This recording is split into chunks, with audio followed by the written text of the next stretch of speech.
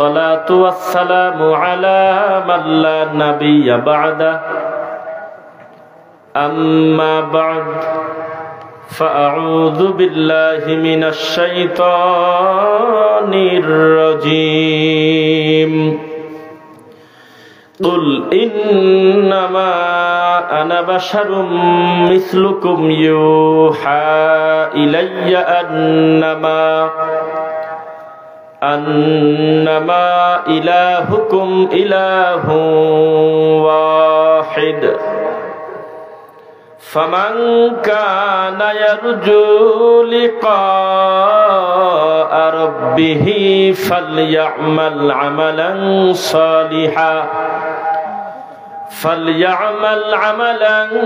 صالحا ولا يشرك بعبادة ربه أحدا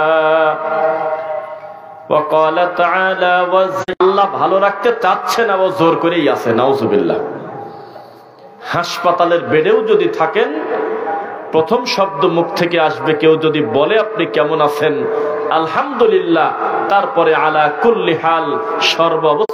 আদিকাল থেকে, শুরু থেকে, আব্বা আদম আলাইহিস সালাম থেকেই সত্য মিথ্যার একটা অবস্থা শুরু থেকেই ছিল কিনা? একদিকে ইবলিস, একদিকে আদম আলাইহিস সালাম। একদিকে আল্লাহকে সেজদা দিতে বলা হলো, একদিকে আদম আলাইহিস সালামকে অনুগত করতে বলা হলো। ফাসাজাদু ইল্লা ইবলিস, সবাই মানলেও একজন মানে নাই। তখন 98 দেয় হলো 2 জন। সংখ্যা বাড়ছে না কমছে? তো একদম শুরু থেকেই সত্য অস্বীকার করা, সত্যের বিপরীতে মিথ্যা দাঁড় করানো, এই প্রবণতা, এই পরিস্থিতি আগে থেকেই ছিল। এখনো যদি গণতান্ত্রিক পদ্ধতিতে ভোট হয়, আর সেই ভোটে যদি 2টা হুজুর দাঁড়ায়, এক হুজুর বলতেছে আল্লাহর নবী মাটির তৈরি, তৈরি আলাদা, বুঝেন না মনে হয়? এখনই যদি হক আর বাতিলের মাপকাঠি মানুষের গণনা হয়, সংখ্যা দিয়ে যদি সত্য বিবেচনা করা হয়, তাহলে এই জমিনে সবচাইতে বেশি হক আর সবচেয়ে বেশি জয়ী হয়ে যাবে যারা বেদাত এবং যারা শিরক করে। সারা দেশে তন্ন তন্ন করে যদি ঘোরেন আর বলেন আমরা একটি জরিপ চালাচ্ছি, মুমিনে আরশুল্লাহ, মুমিনের কলবে আল্লাহর আরশ, নাউজুবিল্লাহ পড়েন, তার মানে ভোটাভুটি হলে হক বিজয় হবে, এ কথা কি ঠিক? সংখ্যা যেদিকে, এই পদ্ধতি সেই দিকে, কিন্তু রাসূল সাল্লাল্লাহু আলাইহি ওয়াসাল্লামের পদ্ধতি ভিন্ন, আল্লাহর কথা ভিন্ন। আল্লাহ বলেছেন ওয়ামা ইউমিনু আকসারুহুম বিল্লাহ ইল্লা ওয়া হুম মুশরিকুন, তারা অধিকাংশ পড়ে যে লা ইলাহা ইল্লাল্লাহ, অধিকাংশ দাবি করে যে আমরা ঈমান আনছি, ইল্লা ওয়া হুম মুশরিকুন, এরপরেও তারা শিরক করে, মুশরিক, নাউজুবিল্লাহ পড়েন। তার মানে সব সময় জনগণের রায় সঠিক হয় না। এখনই যদি তন্ন তন্ন করে ঘোরেন এলাকায়, বলতো মুহাম্মদুর রাসূলুল্লাহ সাল্লাল্লাহু আলাইহি ওয়াসাল্লামকে আগে সৃষ্টি করা হয়েছে না আদম আলাইহিস সালামকে আগে সৃষ্টি করা হয়েছে? এই প্রশ্ন করলেই বিবারিয়া চট্টগ্রাম থেকে মার খাবেন আপনি। তোমার এত বড় সাহস, তুমি জানো না জান্নাত সৃষ্টি করে নাই, জাহান্নামও সৃষ্টি করে নাই, তখন আমার নূর নবীকে সৃষ্টি করছে। এটা তাদের ঈমান, এটা তাদের দাবি। এই দাবির সপক্ষে তারা জীবন দিতে প্রস্তুত, কিন্তু তারা হক মানবে না। বোঝা গেল ভোটাভুটি হলে সব সময় হক বিজয় হবে, সেটা জরুরি না। কোনোদিনও এই পদ্ধতি কোনোদিন হকের মাপকাঠি নয়। যদি তাদেরকে এই স্বাধীনতা দেন, তাবিজ বিক্রি করা কি যাবে কি যাবে না, তাবিজ বিক্রি করা বৈধ কি বৈধ না, তাবিজ বিক্রি করা কি চলবে কি চলবে না, অধিকাংশ বেদাতি হুজুর, প্রায় 80 জনের উপরে হুজুর বলবে তাবিজ দেওয়া কোনো দোষের কিছু না, তাবিজ দেওয়া নেকির কাম। হাতে গোনা 10 জন তাওহীদপন্থী ভালো মানুষরা বলবে মান তাআল্লাকা তামিমাতান ফাকাদ আশরাক, যে ব্যক্তি তাবিজ ঝোলালো, যে ব্যক্তি কোনো কিছু শরীরে লটকালো কল্যাণের আশায়, এই ব্যক্তি শিরক করলো। এই ভোট সংখ্যা পাবে মাত্র 10 জন। এখন যদি তন্ন তন্ন করে গোটা গ্রামে ঘোরেন, এলাকায় যদি ভোট হয়ে যায়, শবে বরাতের রুটি হালুয়া চলবে কি চলবে না? অধিকাংশ গ্রাম থেকে ভোট বেশি পাবে এই শবে বরাতের মিলাদ চলার পক্ষে। জেলা ভিত্তিক এরিয়া ওয়াইজ যদি ভোট করা হয়, প্রাইমারি স্কুলে, কলেজে, ইউনিভার্সিটিতে, বেশিরভাগ ভোট পড়বে মিলাদের পক্ষে, দরুদের পক্ষে পড়বে না। এই কথার দ্বারা আমি শুরুতে আপনাকে এটা কনফার্ম করে নিলাম আপনার মুখ থেকে যে পাবলিক যেটাকে সঠিক মনে করে সেটা সঠিক হবে, সেটা জরুরি না। তবে আল্লাহর ওহী হলো সঠিক, ঠিক কিনা? আল্লাহর ওহী যেদিকে আমরা সেদিকে ইনশাআল্লাহ, পাবলিক যেদিকে আমরা সেদিকে। এর থেকে মিথ্যা প্রচারণা দুনিয়াতে হতে পারে না। এটা একটা আশ্চর্য দুনিয়া। এই দেখেন কোরআনে লেখা আছে, কোরআন শরীফ লেখা আছে কিনা? কি লেখা? কি শরীফ? একদিনে কোনোদিন মানুষ বিদআত করে নাই, একদিনেই মানুষ কোনোদিন শিরক করে নাই, একদিনেই কোনোদিন কেউ মাজারের কাছে ছেলে চায় নাই, প্রথম দিনেই কেউ কোনোদিন কোনো কবরকে তিনতলা গম্বুজ করে নাই, একটা পর্যায়ে গিয়ে করছে। কথা বলে না? এই কোরআন মাজিদ ইবলিস শয়তান মনে করলো এখানে যদি আমি কোনো কিছু রদ পরিবর্তন করতে যাই তো আমার হাঁটু ভেঙে দেবে। কোনদিন সম্ভব না, কারণ ইন্না নাহনু নাযালনা যিকর ওয়া ইন্না লাহু লাহাফিজুন, নিশ্চয় এটা অবতীর্ণ করেছি আমি আল্লাহ এবং এর সংরক্ষণ করব আমি আল্লাহ। সুবহানাল্লাহ। এজন্য সব কিছুতে হাত দিলেও ইহুদি খ্রিস্টানরা পর্যন্ত স্বীকার করেছে লাইসা হাযা কালামিল বাশার, এটা কোনো মানুষের কথা না, এটা হলো রবের কথা। এজন্য আজও পর্যন্ত মুসলমানের বিরুদ্ধে শত্রুতা করে আমাদের ফিলিস্তিনের মুসলমানদেরকে কুচুকাটা করছে, ইহুদিরা করে নাই? হাসপাতালে পর্যন্ত বোম মেরে আমার সোনার টুকরা ভাই বোনদের হত্যা করেছে এই ইহুদি খ্রিস্টানরা। এত ক্ষতি করার পরেও এখনো পর্যন্ত তারা একটা কোরআন বিকৃত করে লিখতে পারে নাই, এখনো পর্যন্ত তারা কোরআন মাজিদের কোনো জবর জের উল্টা পাল্টা করতে পারে নাই। বুঝেন না কথা? কি ভাষা বোঝা যাচ্ছে? এখন পর্যন্ত এই কথা কোন খ্রিস্টান বলে নাই কোরআন মাজিদের এত নাম্বার পৃষ্ঠায় 2টা আয়াত ভুল আছে, বলতে পারছে কেউ? তবে বলেছিলেন ডক্টর উইলিয়াম ক্যাম্বেল, তিনি বলেছিলেন কোরআনে 30টা ব্যাকরণগত ভুল আছে। ডক্টর জাকির নায়েক বলল রাখো তো তোমার ব্যাকরণ, কোরআনের থেকে উন্নত কোন ব্যাকরণ আল্লাহর মাটির উপরে নেই। প্রমাণ করে দিলেন 30টা ভুল ধরা তো দূরের কথা, প্রশ্ন করতে এসেই ধরা পড়ে গেছে ও নিজেই একটা ভুল। তখন তিনি স্বীকার করলেন যে আমি এতদিন যে প্রশ্নগুলো করেছিলাম আজকে তার জবাব পেয়ে গেলাম। তার মানে এটা নিশ্চিত এই কোরআনের মূল জায়গায় হাত দিয়ে একটা জবরজের পরিবর্তন করা যাবে? কথা বলেন, যাবে? কোনদিন সম্ভব না। এ কথা শুধু আপনি না, স্বয়ং ইবলিস নিজেও জানে যে মুহাম্মদ সাল্লাল্লাহু আলাইহি ওয়াসাল্লামের উপরে যেই কিতাব নাজিল হয়েছে এটা একটা আশ্চর্য কিতাব, যেই কিতাবের একটা জবরকে যদি পরিবর্তন করি 10 বছর 12 বছরের কোরআনে হাফেজ ছেলেরা আমার বিরুদ্ধে দাঁড়িয়ে যাবে। কারণ তাদের বুকে আছে কোরআন, লক্ষ লক্ষ কপি, কোটি কোটি কপি। সব কোরআন যদি কাগজ দিয়ে আগুন দিয়ে জ্বালিয়ে দেওয়া হয়, আবার রাতারাতি কোরআন মাজিদ তৈরি হয়ে যাবে হাতে লেখে। কাল সকাল থেকে ছাপানো হলে একদিনে 2 কোটি ছাপানো সম্ভব। এইটার পিছনে লেগে লাভ হবে না। তাহলে জাহান্নামে তাদেরকে নেওয়া যায় কিভাবে? তখন শয়তান পরিকল্পনা করলো ভিতরে হাত দেওয়ার দরকার নাই, বাইরে হাত দাও। আল্লাহ বলেছে কোরআন কারিম, আল্লাহ বলেছে কোরআন মাজিদ, আমরা বানাবো কোরআন শরীফ। কথা কয় না? আল্লাহর কসম, কোরআন শরীফ এইরকম শব্দ গোটা কোরআনে আল্লাহ এখনো পর্যন্ত বলে নাই, একসঙ্গে কোথাও লেখাই নাই, বানানি হয় না। কোরআন শরীফ নাই, নাই। কেউ চ্যালেঞ্জ করবেন? আছে? শয়তান এখানে পরিকল্পনা করে বলল কোরআন মাজিদ থাকলে আল্লাহর কথা কথা লাগে, কোরআন কারিম লেখা থাকলে মনে হচ্ছে কোরআন কোরআন লাগে, কিন্তু শরীফ নামটা যদি দিতে পারো তাহলে এই নামের প্রতি যদি দুর্বলতা এসে যায়, সেম নামে আমরা মাজারের নাম দেব মাজার শরীফ।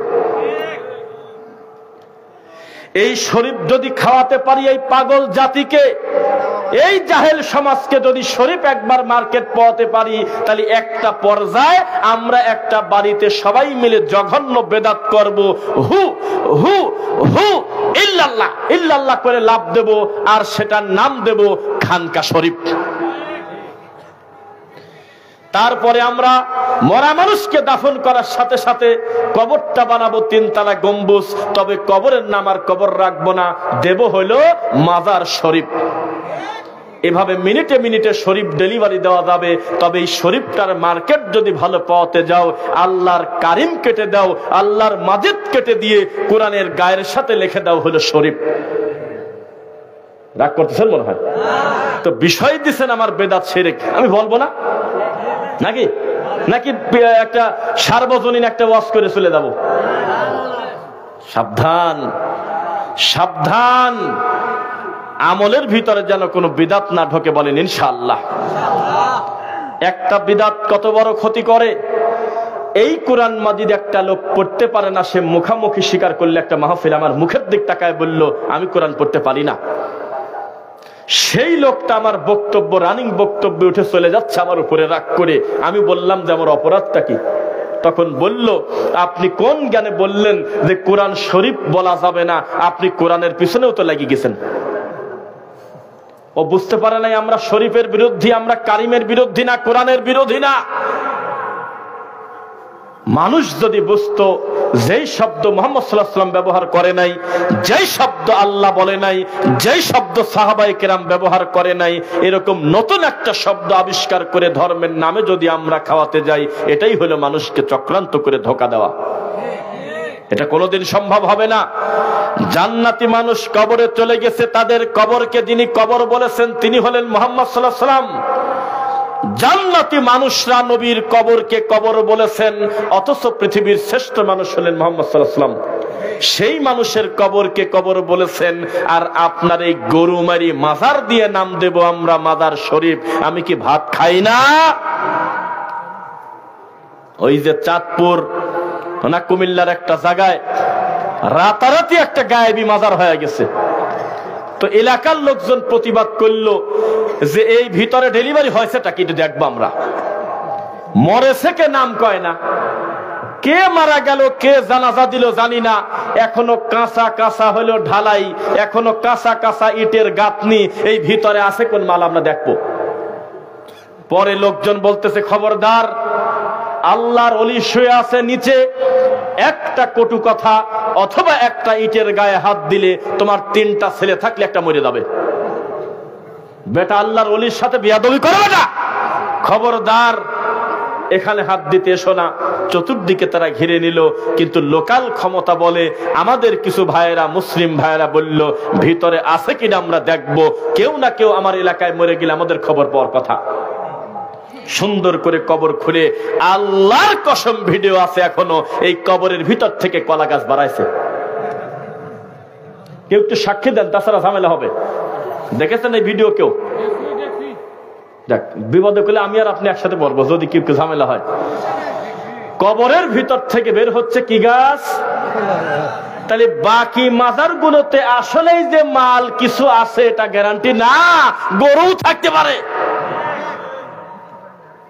ভালো মানুষ মৃত্যুর আগে বলে যাবে সাবধান, জান্নাতি মানুষ শুয়ে আছে বাকিউল গারকাতে, আল্লাহর নবীর মসজিদের পাশে, তাদের একটা ইটের গাঁথনি দেওয়া নাই, একটা কবর বাঁধানো পাকা করা নাই। খবরদার তোরা আমার কবরকে পাকা করিস না, তাহলে কিন্তু নিচে মার শুরু হবি। তাহলে বোঝা গেল সম্মানী মানুষজন, ভালো মানুষ যারা আল্লাহকে ভয় করতেন, জীবনেও তারা চাইতেন না যে তাদের কবরটা নবীর বিরোধিতা করে পাকা করা হোক। কথা বোঝেন নাই? তাহলে এগুলো দুনিয়াবি কিছু গাঁজাখোর, তারা তাদের এই মজলিসটা জমানোর জন্য শয়তানি করছে, ঠিক কিনা? বায়েজিদ বোস্তামির মাজার আছে কোথায় বলেন আপনারা? বাংলাদেশে কোন জায়গা আছে? হ্যাঁ, বাগেরহাট না? বাংলাদেশে আছে কিনা তাই বলতে চাচ্ছি। আছে। আল্লাহর কসম, নির্ভরযোগ্য কোন সূত্রে এটা প্রমাণ এখনো হয় নাই যে বায়েজিদ বোস্তামি জীবনে কোনোদিন বাংলাদেশের বর্ডারে ঢোকেছে। হ্যাঁ, এখন গুগলে লেখেন, জীবনে কোনোদিন এই মানুষটা আমাদের দেশে আসছে তার কোনো গ্যারান্টি নাই, কিন্তু ওরা বলতেছে গজার মাছের পিঠে চলে আসে।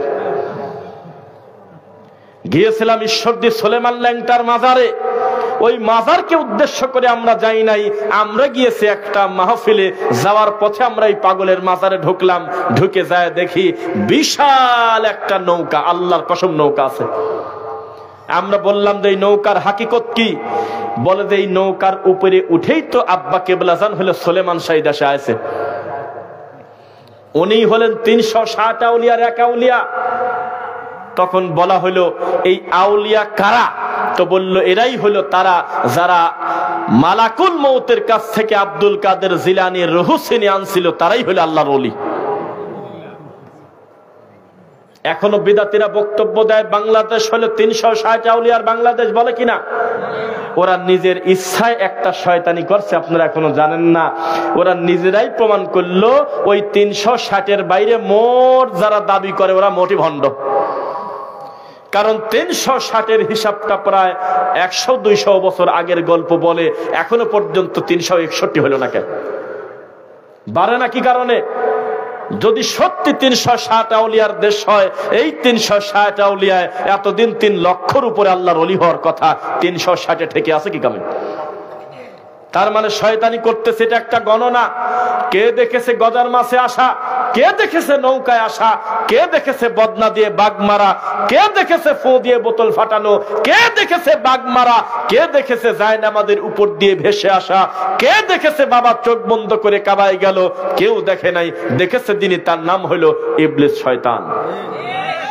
সাবধান, পৃথিবীতে আশ্চর্য 2টা পাপ আছে, যেই পাপ মানুষ নেকি মনে করে করে। তার একটা হলো বিদআত, আর একটা হলো শিরক। কে বলেন? একটা কি বিদআত, আর একটা কি শিরক। তবে একটা খুশির খবর দেব, বক্তব্যের শুরুতে দেব। আল্লাহর কসম, এমন এমন কিছু মাহফিলে যাই, আমাদের ভাইয়ের আমাদের আশেপাশে আছে, যারা আমাদের দেখে তারা জানে, আমাদেরকে আলাদা করে ফোন দিয়ে সতর্ক করে, আপনি ওই এরিয়া যাচ্ছেন, একটু প্রোটেকশন নিয়ে যাবেন। আপনার সাথে কি কেউ যাবে? এই চট্টগ্রামের এই জায়গা, এই সিলেটের এখানে, এই বিবাড়িয়ার ওখানে আপনি যাচ্ছেন, একটু লোকজনকে জানিয়ে যাবেন, না জানি কোনো ঝামেলা হয় কিনা।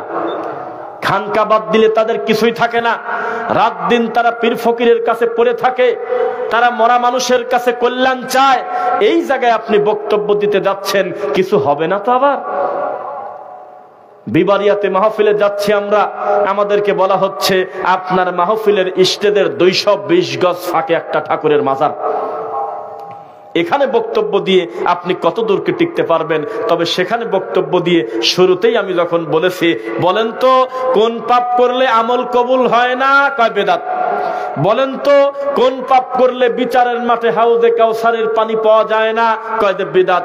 বলেন তো কোন পাপ করলে ফরজ নফল সুন্নাহ কিছুই কবুল হয় না? কয় যে বিদআত। বলেন তো কোন পাপ করলে তার শাস্তি জাহান্নাম? কয় যে বিদআত, শিরক। তখন আমি আশ্চর্য হয়ে গেলাম, এখন আর অন্তত কথা কেউ বলতে পারবে না যে আমার কাছে তাওহীদের দাওয়াত পৌঁছে নাই। মানে না সেটা ভিন্ন কথা, কিন্তু দাওয়াত কম বেশি পৌঁছে গেছে, আলহামদুলিল্লাহ। শুধু আপনার কথা বলবো কেন? যেই পীর এখনো মানুষকে মুরিদ করে, সেই পীর নিজেও জানে যে তিনি একজন ইবলিসের এজেন্ট। এই যে আজকে বক্তব্য দেওয়ার আগে বাংলাদেশের সবচাইতে নাম করা মার্কেট ভালো যেই পীর, সেই পীরের মুখ দিয়ে বের হচ্ছে নামের পরে আছে করিম। আল্লাহর কসম, সেই পীর বলতেছে আমরা নাকি খ্রিস্টান। এ কথা বলছে মুখ দিয়ে ঠান্ডা মাথায়, আমরা নাকি খ্রিস্টান। এই কথা মানুষের সামনে বলে কেন? আমাদের অপরাধ, তাদেরকে আমরা লাভ দেওয়া নিষেধ করি। আমাদের অপরাধ, তাদের জাল হাদিস বলতে নিষেধ করি। আমাদের অপরাধ, তারা তাদের পীরের সাথে শয়তানি করে মাঠে ঝাঁপ দেয়। আমাদের অপরাধ, আমরা তাদের কুফরি আকীদা সম্পর্কে মানুষকে সচেতন করি। আমাদের অপরাধ, তাদের এই শয়তানের বিরুদ্ধে আমরা পাবলিককে সঠিকটা বলে দেই, যাতে তাদের ধোকায় না পড়ে। এটাই হলো আমাদের অপরাধ। বোঝা যাচ্ছে? সাবধান, বিদআত করে কোনোদিন আল্লাহর কাছে কল্যাণ পাওয়া যাবে না। একটা উদাহরণ দিয়ে আমি বক্তব্য শুরু করি। আজকের মাহফিল কি আমার শেষ, নাকি আমি আরো মাহফিল নিছি বিভিন্ন জায়গায়? নিছি না? এখান থেকে আমি মাহফিলে যাব প্রায় 200-250 কিলো, রাজশাহী শেষের দিকে। তো সেখানে যাওয়ার পথে আমি ট্রেনে উঠবো, মনে করেন ট্রেনে ওঠার আগে আমি পেশাবখানায় ঢুকলাম, ঢুকতে পারি কিনা? তো পেশাব যখন আমি করতেছি, তখন টাঙ্গাইল রেল স্টেশনে যদি রেল আসে, যদি আসে, আমরা কোনো কিছুকে নিশ্চিত দাঁড় করাবো না, তবে যদি এমন পরিস্থিতি চলে আসে যে আমি পেশাব করতে ঢুকলাম অথবা টয়লেটের একটা পর্যায়ে আসি, তখন কি আমার এই অনুমতি আছে যে যেহেতু ট্রেনটা 2 মিনিট পরে রওনা দেবে, তাহলে আমার পেশাবও রানিং থাক, আমি ওযু করে নেই? হবে? হবে না? যেহেতু টাইম কম, জোহরের নামাজের টাইম হয়ে গেছে, তাহলে আমি কখন আবার ট্রেন ছাড়ে দেয় কিনা, তাহলে পেশাবও রানিং থাক, আমি ওযুটাও করে নেই। হবে নাকি? যদি 2 বার করি, যদি 10 বার করি, হবে? আগে নিজেকে পেশাব থেকে বের করতে হবে, নিজেকে আগে পেশাব মুক্ত করতে হবে, তখন পবিত্র পানি দিয়ে ওযু করলে সেই ওযু হবে। ঠিক সেই রকম বিদআত যদি কোনো মানুষ রানিং করে, রানিং কোন লোক যদি বিদআতে থাকে, আর সেই লোক যদি মুনাজাতে বলে আল্লাহ আমাকে তুমি ক্ষমা করো, আমি তোমার জান্নাতে যেতে চাই, তার পরিস্থিতিও একই রকম। যেই লোকটা এখনো বিদআত পরিত্যাগ করে নাই, রানিং বিদআত করে, এই লোকটার ফরজ কবুল হবে না, সুন্নাহ কবুল হবে না, নফল কবুল হবে না। এই লোকটার প্রতি আল্লাহর লানত, ফেরেশতাদের লানত, ওয়ান নাসি আজমাইন, গোটা মানব জাতির লানত তার প্রতি, যে বিদআতকে সমর্থন করে আর বিদআতকে উচকিয়ে দেয়। তাহলে আপনি যতই তওবা পড়েন আর যতই ঘ্যান ঘ্যান করেন, বিদআত পরিত্যাগ না করলে আপনার তওবা কবুল হবে না। এখন একটা লোক বলতেছে আল্লাহ আমি জীবনে আর তাস খেলবো না। আপনার এলাকায় তাস খেলা নাই? না, আছে না? এখনো আছে। এই তাস খেলা লোকটা বারবার নিয়ত করে আল্লাহ আমি মরা পর্যন্ত জীবনে আমি আর তাস খেলবো না। এটা কি ভালো না খারাপ? খালি ভালো বললেন কেন? এই কথাটা যদি লোকটা রাখতে পারে অন্তর থেকে আর অনুতপ্ত হয়, তাহলে অতীতে তাস খেলে যত পাপ করতে সব পাপকে আল্লাহ নেকি দিয়ে পরিবর্তন করে দেবে। এরপরে লোকটা কালকে মাগরিবের পর আবার শুরু করলো, কেমন হলো? হ্যাঁ, আবার আসার পর বলতেছে আল্লাহ আমি আর মরা পর্যন্ত জীবনে তাস খেলবো না। ঠিক তার পরের দিন আবার ফজর পরে লাগিয়ে গেছে। এটা কি তার অনুশোচনা হলো? এটা কি সে প্রমাণ করলো যে তিনি অনুতপ্ত? তো বিদআতি যদি মনে করে আমরা বেদাত করি আর এই আহলে হাদিসের আলেমরা বা অমুক হুজুররা আমাদের বিরোধিতা করে কেন, আপনি বুঝতে পারেন নাই আমরাই হলাম আপনার প্রকৃত বন্ধু, যারা আপনার ভুলটা সংশোধনের নিয়তে বলে দেই। তারা আপনার বন্ধু না। যারা আপনাকে পাম দেয়, যারা আপনাকে অতিরঞ্জিত বাড়াবাড়ি করে জোর করে জান্নাতি বলে, তারা আপনার ভালো চায় না। ওয়াল্লাহি আল্লাহর কসম, দেওবন্দি একটা দায়িত্বশীল যদি 5 জন আলেমের সিরিয়াল করা যায়, ভুল ভ্রান্তি মানুষের দুনিয়াবি অনেক ভুল আছে, তবে মাওলানা মামুনুল হক হলো সবচাইতে দেওবন্দীদের ভিতরে সবচেয়ে পরিচিত আলেম। এইটা কিন্তু আপনি অস্বীকার করতে পারবেন না। মাওলানা মামুনুল হক এক জায়গায় বক্তব্য দিতে আসলে তার নামের উপরে প্রায় হাজার হাজার লোক জমা হয়, হয় কিনা? আমি প্রথমেই লাখ বলি নাই, কি কামে জানেন? এ খুব জ্বালা। বেদাতির হলো প্রতি 1000 হলো 1 লাখ। এখানে যত মানুষ আছে সুন্দর করে গণনা করেন, আমার ধারণা 1000 হবে না। কিন্তু একটু ফাঁকা ফাঁকা করে যদি বসতেন, এখান থেকে একটু 2 লাইন কমায় দিতেন, প্রায় প্যান্ডেলই ভরে যেত। বোঝা যাচ্ছে? মসজিদে নামাজ পড়ে সর্বোচ্চ 600 থেকে 700 লোক, তাই মসজিদটা ঘর পূর্ণ হয়ে গেছে।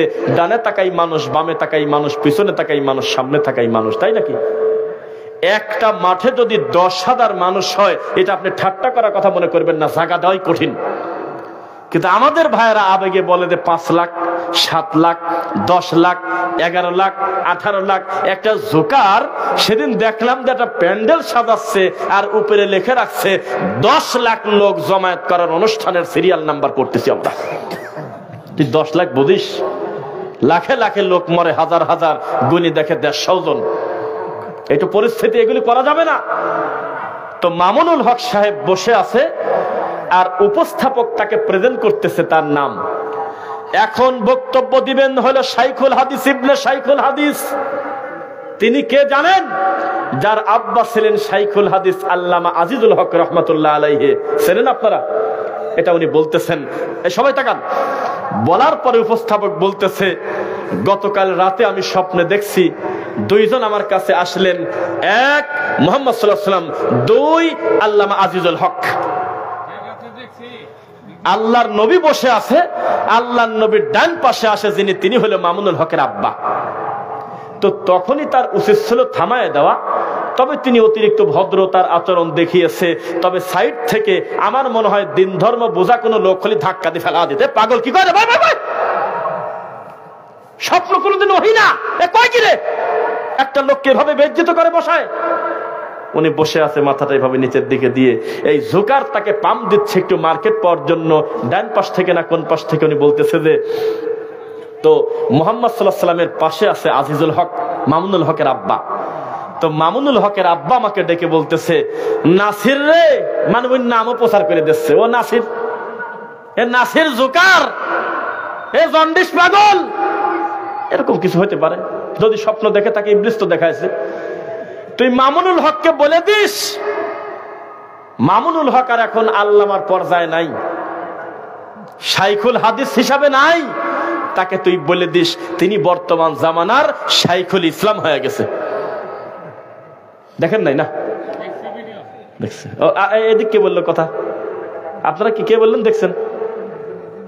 তাহলে আপনি এখন বলেন, একটা মানুষকে নিয়ে এইভাবে বাড়াবাড়ি করা কি ঠিক? তিনি একটা সম্মানের মানুষ, তিনি বক্তব্য শুরু করবেন, এই লোকটার নামের আগে এই যে কথাগুলো বলল, এই লোকটা শয়তানি করলে যে বোঝা গেল না কথা শুনে।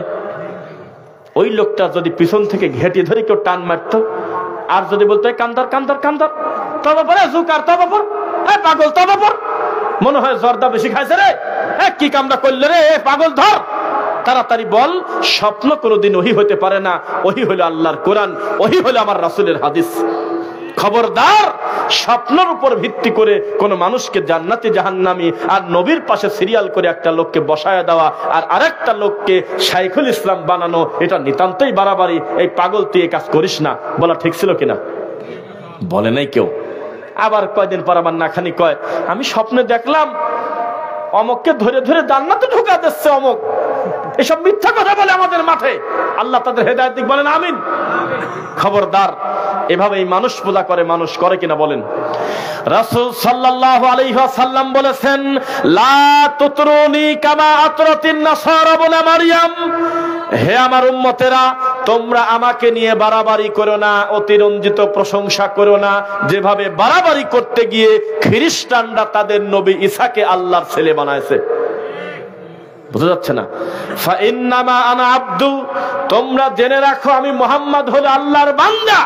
আমাকে 17 নম্বর সূরা বানী ইসরাইল আয়াত নাম্বার 1 আল্লাহ বলতেছেন, সুবহানাল্লাযী, যাদের মুখস্থ বলেন দেখি, সুবহানাল্লাযী আসরা বি আবদিহি, অনেক সুন্দর মুখস্থ সবার।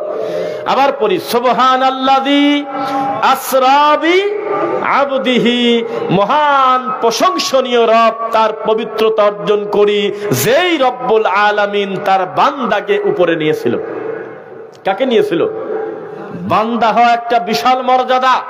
নবী বলেছেন, ফা ইন্নামা আনা আব্দু, আমি নবী হলেন আল্লাহর বান্দা, ফাকুলু আব্দুল্লাহি ওয়া রাসূলু, তবে আমার পার্থক্য হলো তোমরাও মানুষ, আমিও মানুষ, মানুষ হওয়ার ক্ষেত্রে কোনো কম বেশ নাই, তবে আমি হলো আল্লাহর রাসূল, কিন্তু তোমরা আল্লাহর রাসূল না। আমার কাছে ওহী আসে কিন্তু তোমাদের কাছে আসে না, এই তো পার্থক্য। কিন্তু মানুষ হওয়ার ক্ষেত্রে তোমাদের আর আমাদের কোনো পার্থক্য নাই, আমিও আল্লাহর একটা মাখলুক, তুমিও আল্লাহর একটা মাখলুক। আপনি তো ঠিক বলতেছেন। এভাবে যদি আমি নবীকে মানুষ বলতাম, তাহলে এই বাংলাদেশের বেশ কিছু জেলা আছে আমাকে আর ওয়াজ করতে দিত না। যেমন নবীকে মানুষ বলছে রে, আমার নবী হলো নূরের তৈরি, আমার নবী হলো আল্লাহর জাত, নাউজুবিল্লাহি মিন যালিক। এভাবে বাড়াবাড়ি আছে কিনা বলেন? অথচ লোকটা পরে কুল হু আল্লাহু আহাদ আল্লাহুস সামাদ লাম ইয়ালিদ ওয়া লাম ইউলাদ ওয়া লাম ইয়াকুল লাহু কুফুয়ান আহাদ। আসেন একটু আমরা আল্লাহর এই সূরা ইখলাসের একটু অনুবাদ করি। কুল হু আল্লাহু আহাদ বলেন তো মানে কি? আল্লাহুস সামাদ মানে কি? আল্লাহ মুখাপেক্ষী। দ্বিতীয় কোথায় পেলেন? আল্লাহ মুখাপেক্ষী, কারোর মুখাপেক্ষী তিনি, কারোর ধার ধরে চলতে হবে সেটা নয়। লাম ইয়ালিদ ওয়া লাম ইউলাদ মানে কি? তিনি কোথাও থেকে জন্মগ্রহণ করেন নাই, আবার নিজেও কাউকে জন্ম দেন নাই। ওয়া লাম ইয়াকুল লাহু কুফুয়ান আহাদ মানে কি? তার সমকক্ষ তুলনীয় পৃথিবীতে কিছু নাই। লাইসা কামিসলিহি শাই, আল্লাহ আল্লাহর মতো। কিসের মতো? কবি বলছেন, বিদ্বান বলছেন, জ্ঞানী বলছেন, বড় আলেম বলছেন যে আল্লাহ রব্বুল আলামিন তার নিরাকার হওয়ার কথা। তিনি নাকি কিছুই নাই, সে নাকি নিরাকার, এই কথা হুজুর মানুষ মাহফিলে বলে। জি না, আল্লাহর হাত আছে, আল্লাহ দেখেন, আল্লাহ শোনেন, আল্লাহর পা আছে। তবে আমরা কোনোদিন এই ক্ষমতা রাখি না যে তার পায়ের সাথে অন্য কিছুর তুলনা করব। এই ক্ষমতা আমাদের দেওয়া হয় নাই, এই অধিকার আমাদের জানা নাই যে আল্লাহর চোখ কার মতো, আল্লাহর হাত কার মতো, আল্লাহ দেখতে কার মতো। নাউজুবিল্লাহ, এই অধিকার আমাদের দেওয়া হয় নাই। আমাদের বলেছে আল্লাহ নিজের ব্যাপারে যা বলেছে তুমি হুবহু অনুবাদ করো, পণ্ডিতি করে কোনো তুলনা করতে যাও না। তুমি বলো লাইসা কামিসলিহি শাই, আল্লাহর হাত আল্লাহর হাতের মতো, আল্লাহর পা আল্লাহর পায়ের মতো, আল্লাহর চোখ আল্লাহর চোখের মতো। খবরদার কারো সাথে তুলনা করো না, কেননা তিনি তার মতো। তুলনা করা যাবে? আচ্ছা, হুজুর বলতেছে যে আমাদের এই হুজুরটা উমারের মতো, নাউজুবিল্লাহ, আমাদের এই হুজুরটা অমুকের মতো। এভাবে বাড়াবাড়ি করে জান্নাতি মানুষের সাথে তুলনা করা হয় কিনা বলেন? তুলনা করে। মানুষ কিভাবে মানুষ পূজা করে, বিদআত এবং শিরকের দিকে ডাকে। সবাই একটু খেয়াল করবেন, বক্তা যখন রানিং বক্তব্য দিচ্ছে, আমি যদি মিথ্যা বলি আপনি আমাকে ধরবেন, তখনও তার হাতে তসবিহ আছে। বক্তার বাড়ি হলো কুমিল্লার ওইদিকে, হাতে তসবিহ। বক্তা পাশে বসে আছে, দ্বিতীয় বক্তা বক্তব্য দিচ্ছে, হাতে তার তসবিহ আছে। তসবিহ এভাবে নড়াচড়া করে, ওইদিকে বক্তব্য রানিং চলে। তার মানে নামাজও পড়তেছে, মুরগিও তাড়াচ্ছে। নামাজও পড়তেছে, একামতও দিচ্ছে, গরু তাড়াচ্ছে গোয়াল ঘরে। এটা নামাজও হচ্ছে না, আবার মুরগিও তাড়ানো হচ্ছে না। মানুষ যখন কোরআন তেলাওয়াত করবে, মানুষ যখন সালাত আদায় করবে, মানুষ যখন বক্তব্য দেবে, তখন ওই কর্মটাই তিনি করবে। আলাদা করে যদি তাসবিহ হাতে থাকে, আল্লাহর কসম এটা একটা দৃশ্যমান রিয়া, এটা এমনি বোঝা যায় এটা লোক দেখানোর জন্য ফাজলামো করতেছে। কথা বলে না? এখন আপনি বললেন যে যাক, ওটা উদাহরণ দেব না। আপনি যদি মানুষকে বলেন যে একই সঙ্গে একটা লোক ওয়াজও করে আবার 10,000 বার সুবহানাল্লাহ পড়ে ফেলছে, এ কথা মিথ্যা। একই সঙ্গে কোনো মানুষের এই অধিকার দেওয়া হয় নাই যে তিনি কোরআন পড়বে আর আলাদা করে অন্য ইবাদত করবে। হাতে তসবিহ নিয়ে নিয়ে দীর্ঘ সময় একবার পড়বে সুবহানাল্লাহ, আবার বক্তব্য দেবে, বক্তব্য থামবে না, কিন্তু ওদিকে 1000 বার শেষ। এই সুযোগ নাই। দেখবেন যে হাদিস সাহেব হাতের থেকে তসবিহ নামায় না, টুপিটা খোলে না, সেটা ভিন্ন কথা, মাথা ঢাকা থাকুক, বড় জামা পরে সেটা ভিন্ন কথা, পড়ুক, কিন্তু উনি তসবিহটা হাতে করে কি বোঝাতে চাচ্ছে, মানুষের সামনে ঘুরে ঘুরে উনি বোঝাতে চাচ্ছে এই তসবিহটা আমি সবসময় পড়ি, তোমরা জেনে রাখো। এরকম কোন কর্মকাণ্ড শরীয়তে নাই। ইসলামে আছে আল্লাহর কাছে প্রাণ ভরে কাঁদতে হবে গোপনে। ওয়াজকুর রাব্বাকা ফি নাফসিক তাদাররুআ ওয়া খিফা ওয়া দুনাল জাহরি মিনাল কাওলি বিল গুদুওয়ি ওয়াল আসাল। হে নবী, আপনি জিকির করেন চুপে চুপে, নিঃশব্দে, মনে মনে। চিৎকার করবেন না, জোরে জোরে কথা বলবেন না, রবকে ডাকবেন আদবের সঙ্গে। আপনার আল্লাহ বধির নন, তিনি এমনিতেই শুনতে পান। সুবহানাল্লাহ। কথা বোঝা যাচ্ছে? এই কোরআন মাজিদ, এই সূরা আরাফের এই আয়াতের সঙ্গে আমাদের দেশে জিকিরে যারা লাভ দেয়, এর মিল খুঁজে পান আপনি কিভাবে বলেন? এর কোন সুযোগ আছে? ইসলামটাকে ক্ষত বিক্ষত করে দিচ্ছে। তাই তো আমাদের প্রতি একটা অপবাদ দেয়, আমরা নাকি ঐক্য চাই না। কি চাই না? আমরা কি চাই না বলেন না কেন? আমাদের বলে আমরা নাকি মানুষকে শুধু ভাগ করি, ঐক্য চাই না। এ কথা ভুল। এই মাঠে প্রতি বছর, আজ 20 বছর 30 বছর থেকে যত মানুষ বক্তব্য দিচ্ছে, সবাই কোরআন আর হাদিস থেকেই বক্তব্য দিচ্ছে। ঠিক কিনা বলেন? তাই রে আল্লাহ রে, এমনি কয় ঠিক, তাই কি দেশে কই দেশে? তো এখন তো শিখে বুঝলেন। আমি একটু প্রেসার দিলাম, দেখি কি বলে, ঝুলে ঝুলে মারি দিচ্ছেন। নারায়ে তাকবীর। সারাটা জীবন কোনোদিন এই মাঠে অথবা পাশের গ্রামে একটানা শুধু কোরআন হাদিসের বক্তব্য শুনেছেন, এ কথা মিথ্যা। এই যে কিছুদিন থেকে শুনতেছেন যে মিলাদ পড়া যাবে না, জর্দা খাওয়া যাবে না, তাবিজ নেওয়া যাবে না, মরা খাওয়া যাবে না, কবরে খেজুরের ডাল গাড়া যাবে না, মিনহা খালাকনাকুম বলে মাটি দেওয়া যাবে না, কবরের চারপাশে 4টা কুল পরা যাবে না, মাথায় হাত দেওয়া যাবে না, নামাজের পরে মোনাজাত করা যাবে না, বিয়ের মজলিসে হাত তুলে কান্নাকাটি করে মোনাজাত করা যাবে না, মরা মাটি দিয়ে হাত তুলে মোনাজাত করা যাবে না, জানাজাতে আল্লাহর সূরা ফাতিহা বন্ধ করা যাবে না, জানাজার লাশ সামনে রেখে বক্তব্য দেওয়া যাবে না। এগুলো কিছুদিন আগে থেকে শোনেন নাই নাকি জন্মের পর থেকে শুনছেন? আগেও এগুলো সত্য ছিল, এখনো সত্য। মাঝখানে এই সত্যটা ঢেকে রাখছিল আমাদের দেশের বেদাতি হুজুররা।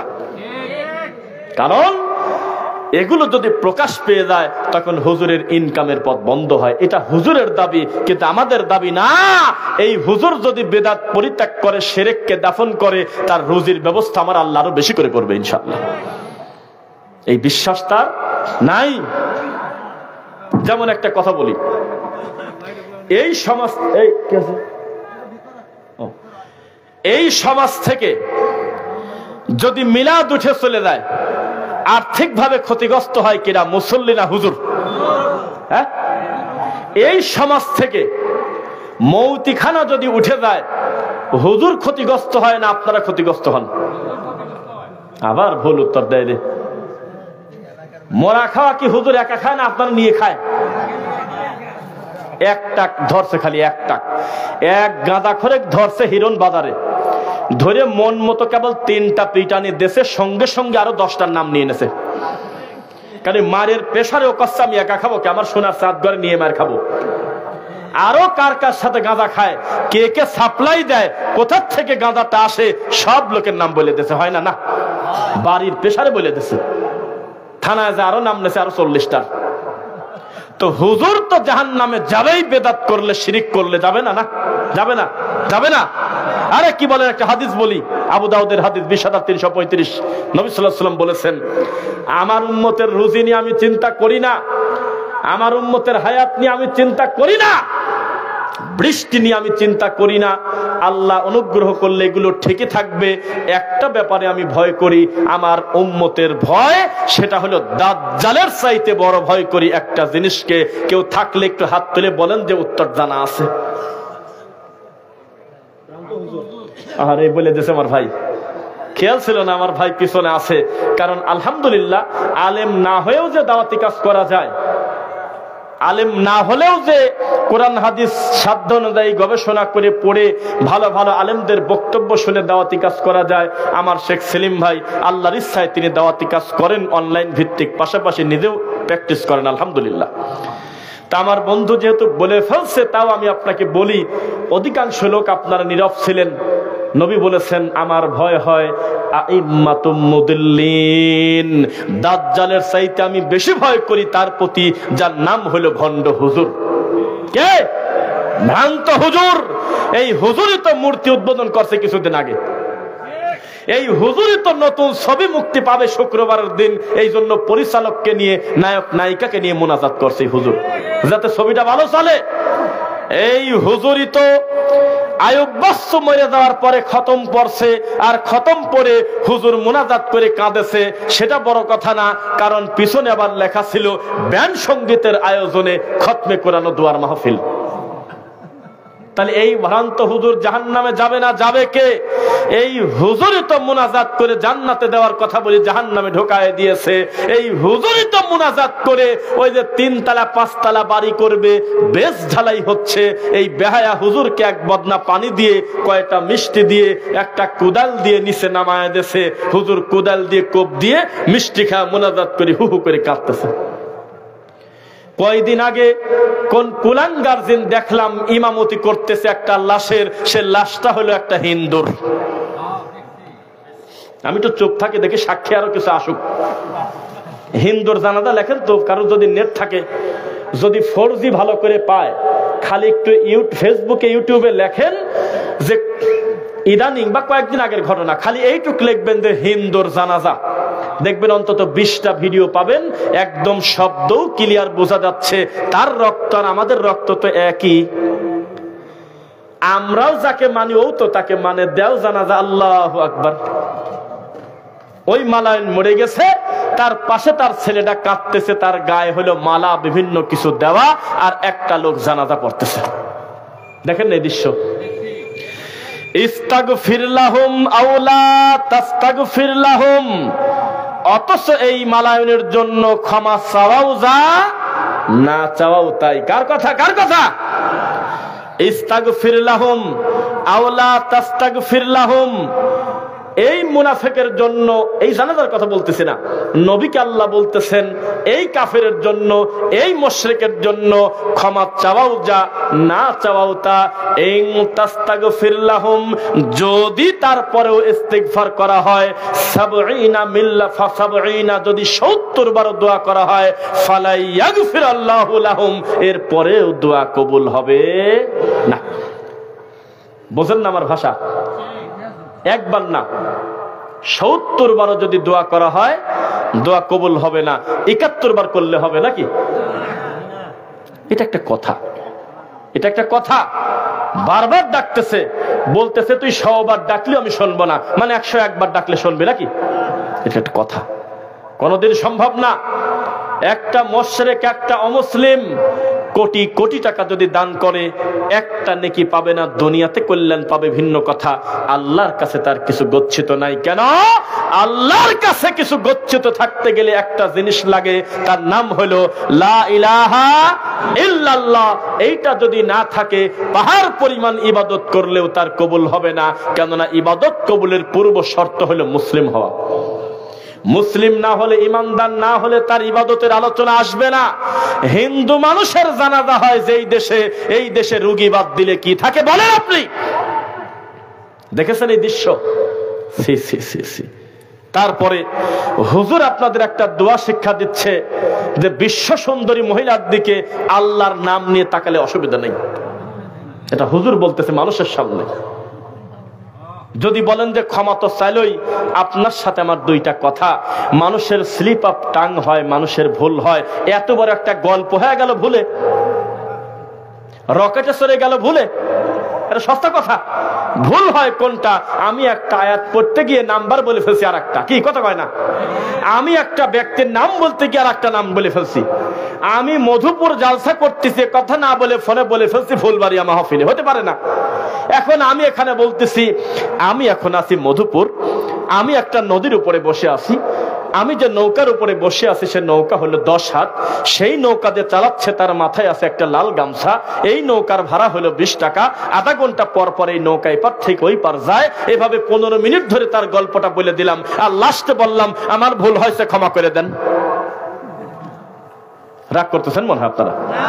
মানে এইটা কোন ধরনের ভুল যে একটা বেগানা মহিলা কয় নাম্বার সুন্দরী, এই নাম্বার সিরিয়াল করে করে মানুষের সামনে বলতে হবে। আপনি তাকে বলেন তো দেখি, এই পরিস্থিতি আমাদের দেশে আছে কিনা? আর মানুষও কি বলবো, ঢালাও ভাবে বললেও তারা কষ্ট পাবে।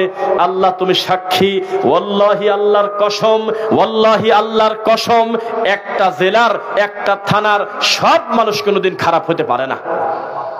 এই গোটা গ্রাম নষ্ট করার জন্য হাতে গোনা কয়েকটা ছেলেই যথেষ্ট, ঠিক কিনা? একটা মহল্লাকে ধ্বংস করার জন্য 5 জন নেশাখোরী যথেষ্ট, কথা কয় না দেখি? আছে কিনা? ব্রাহ্মণবাড়িয়া কি আমার ভাইয়েরা সবাই টাটানি মারামারি করে? কথা কয় না? মারামারি লাগলে কি সবাই টাটানি আসে? কিন্তু আসে, কথা ঠিক, তবে সবাই কিন্তু আসে না। হাতে গোনা কিছু মানুষের কর্মের কারণে গোটা জেলার প্রতি মানুষের একটা খারাপ ধারণা আসে কিনা? আপনার অনুভূতি কোথায় ছিল সেদিন যেদিন বক্তা বলতেছে আমি গেলাম হলো সিলেটের মাহফিলে, একটা মসজিদে আমি নামাজ পড়তে ঢুকি, যায় দেখি যে 3 জন মসজিদের মধ্যে ঢুকে বিড়ি খাচ্ছে। কেন তুমি কিরা? কয় না আমি হলো হুজুর, আমি ইমাম। আপনি কিরা? কয় না আমি সভাপতি। তুমি কে? কয় না আমি হলো সেক্রেটারি। এই কথা পৃথিবীতে আছে? পৃথিবীর আল্লাহর এই জমিনে এইরকম মসজিদ এই দুনিয়াতে আছে আমার জানা নাই। রাত দিন যে গাঁজা খায়, 3 বেলা গাঁজা খায় আর বিকাল বেলা খালি একটু ভাত খায়, এত খারাপ মানুষও কোনোদিন আল্লাহর ঘরে গিয়ে বিড়ি খায় না আমার ধারণা।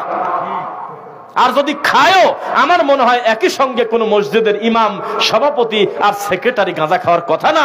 কেননা এলাকার মোটামুটি দিন ধর্ম যারা বোঝার চেষ্টা করে তাদেরকেই রাখে হলে ইমাম সাহেব। রাগ করলেন মনে হয়?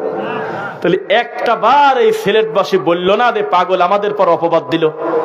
এ কয় কি রে, আমরা তাকে দাওয়াত দিয়েছি, প্রায় 1 লক্ষ টাকা দিয়েছি তাকে, তার এই মাহফিলটা সাজানোর জন্য লক্ষ লক্ষ টাকা খরচ করে কত বাচ্চা ছেলেকে রাস্তায় নামিয়ে নামিয়ে টাকা তুলে, এলাকা থেকে চাঁদা নিয়ে, মুরগি নিয়ে, ডিম নিয়ে, হাঁস নিয়ে, তারপরে আপনার বাস করে বিভিন্ন কিছু কালেকশন করে টাকা গোছাইছি যাতে লোকটার 1 লাখ টাকা পোড়া যায়।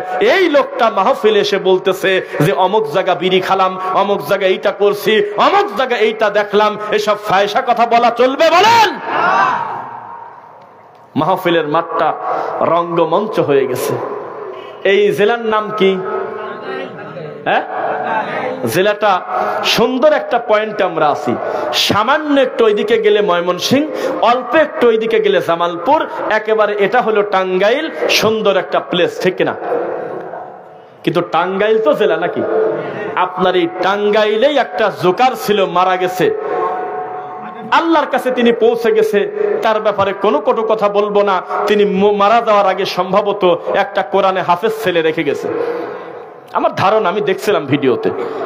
যেহেতু তিনি শিরক করে নাই, যেহেতু তিনি নিজেকে কোনোদিন আলেম দাবি করে নাই, যেহেতু তিনি কোনো মসজিদের ইমাম ছিলেন না, ভুল ভ্রান্তি যা করেছে যদি তওবা করে আল্লাহ ক্ষমা করতে পারেন কিনা। তার নাম ছিল আহসান আলী ভাদাইমা। এই লোকটা মানুষকে বিনোদিত করত। তার এই ভিডিও ক্যাসেট দেখে দেখে মানুষজন এই টিভি দেখছে, চা খাইছে, এইগুলি দেখছে, হাসছে, খিলখিল করে হাসছে, হাসে নাই? মোবাইলে দেখছে, আমরাও কিছু ক্লিপ দেখছি ছোটবেলায়। এই মানুষটা অঙ্গভঙ্গি করে করে মানুষকে হাসাতো। তিনি মারা গেছেন, যায় নাই? তিনি মারা গেছে, তাতে কিছু আসা যায় না। এই সেম ভাদাইমার দায়িত্ব নিয়ে এনেছে হলে আমাদের দেশের হুজুররা। জালসার মঞ্চে বসে বাংলা গান বলে, হিন্দি গান নকল করে, ইসলামী সঙ্গীতের নামে কিসের সাথে কি মিলায় শয়তানি করে। আমাকে বসায় রেখে একটা ছেলে গজল বলতেছে, বাচ্চা হলে হয়তো একটা ব্যাপার ছিল, এটা বুড়ে থারি। কথাটা এভাবে বললাম কেন দেখেন, সে উঠে কি বলতেছে জানেন? বলতেছে, আমি তোমাকে আকাশে খুঁজিলাম, বাতাসে খুঁজিলাম, ও নবী তোমাকে আমি আর পাইলাম না, হে নবী তুমি আর আমারে কান্দাইও না। মাহফিলটা ছিল পাবনা শহরের, মাহফিলটা ছিল হেমায়েতপুর, আওতাপাড়া জায়গার নাম। এই পাশে একটা মাহফিলে ছিলাম, তো এই পাশে আমার একটা বড় মানুষে মোটামুটি, তিনি কাঁদতেছে আর বলতেছে, ও নবী তুমি আর আমারে কান্দাইও না, নবী আমি তোমাকে আকাশে খুঁজলাম, বাতাসে খুঁজলাম, তবু তোমার দেখা পাইলাম না, তুমি আর আমারে কান্দাইও না। তখন শুনছেন না? ও মুরব্বী বলতেছে গজল শুনছি, তার মানে আমি মিথ্যা বলতেছি না, গজলটা ছিল এক সময়। তখন ওই ছেলেকে, ওই লোকটাকে বললাম যে বসেন ভাই, বসেন বসেন। তাও চলবে, বসেন, এত পেশান নিচ্ছেন কি কামে, বসেন আগে। উনি বসার পরে তখন আমি বক্তব্যে বললাম, আল্লাহ নবী আপনাকে কাঁদাচ্ছে,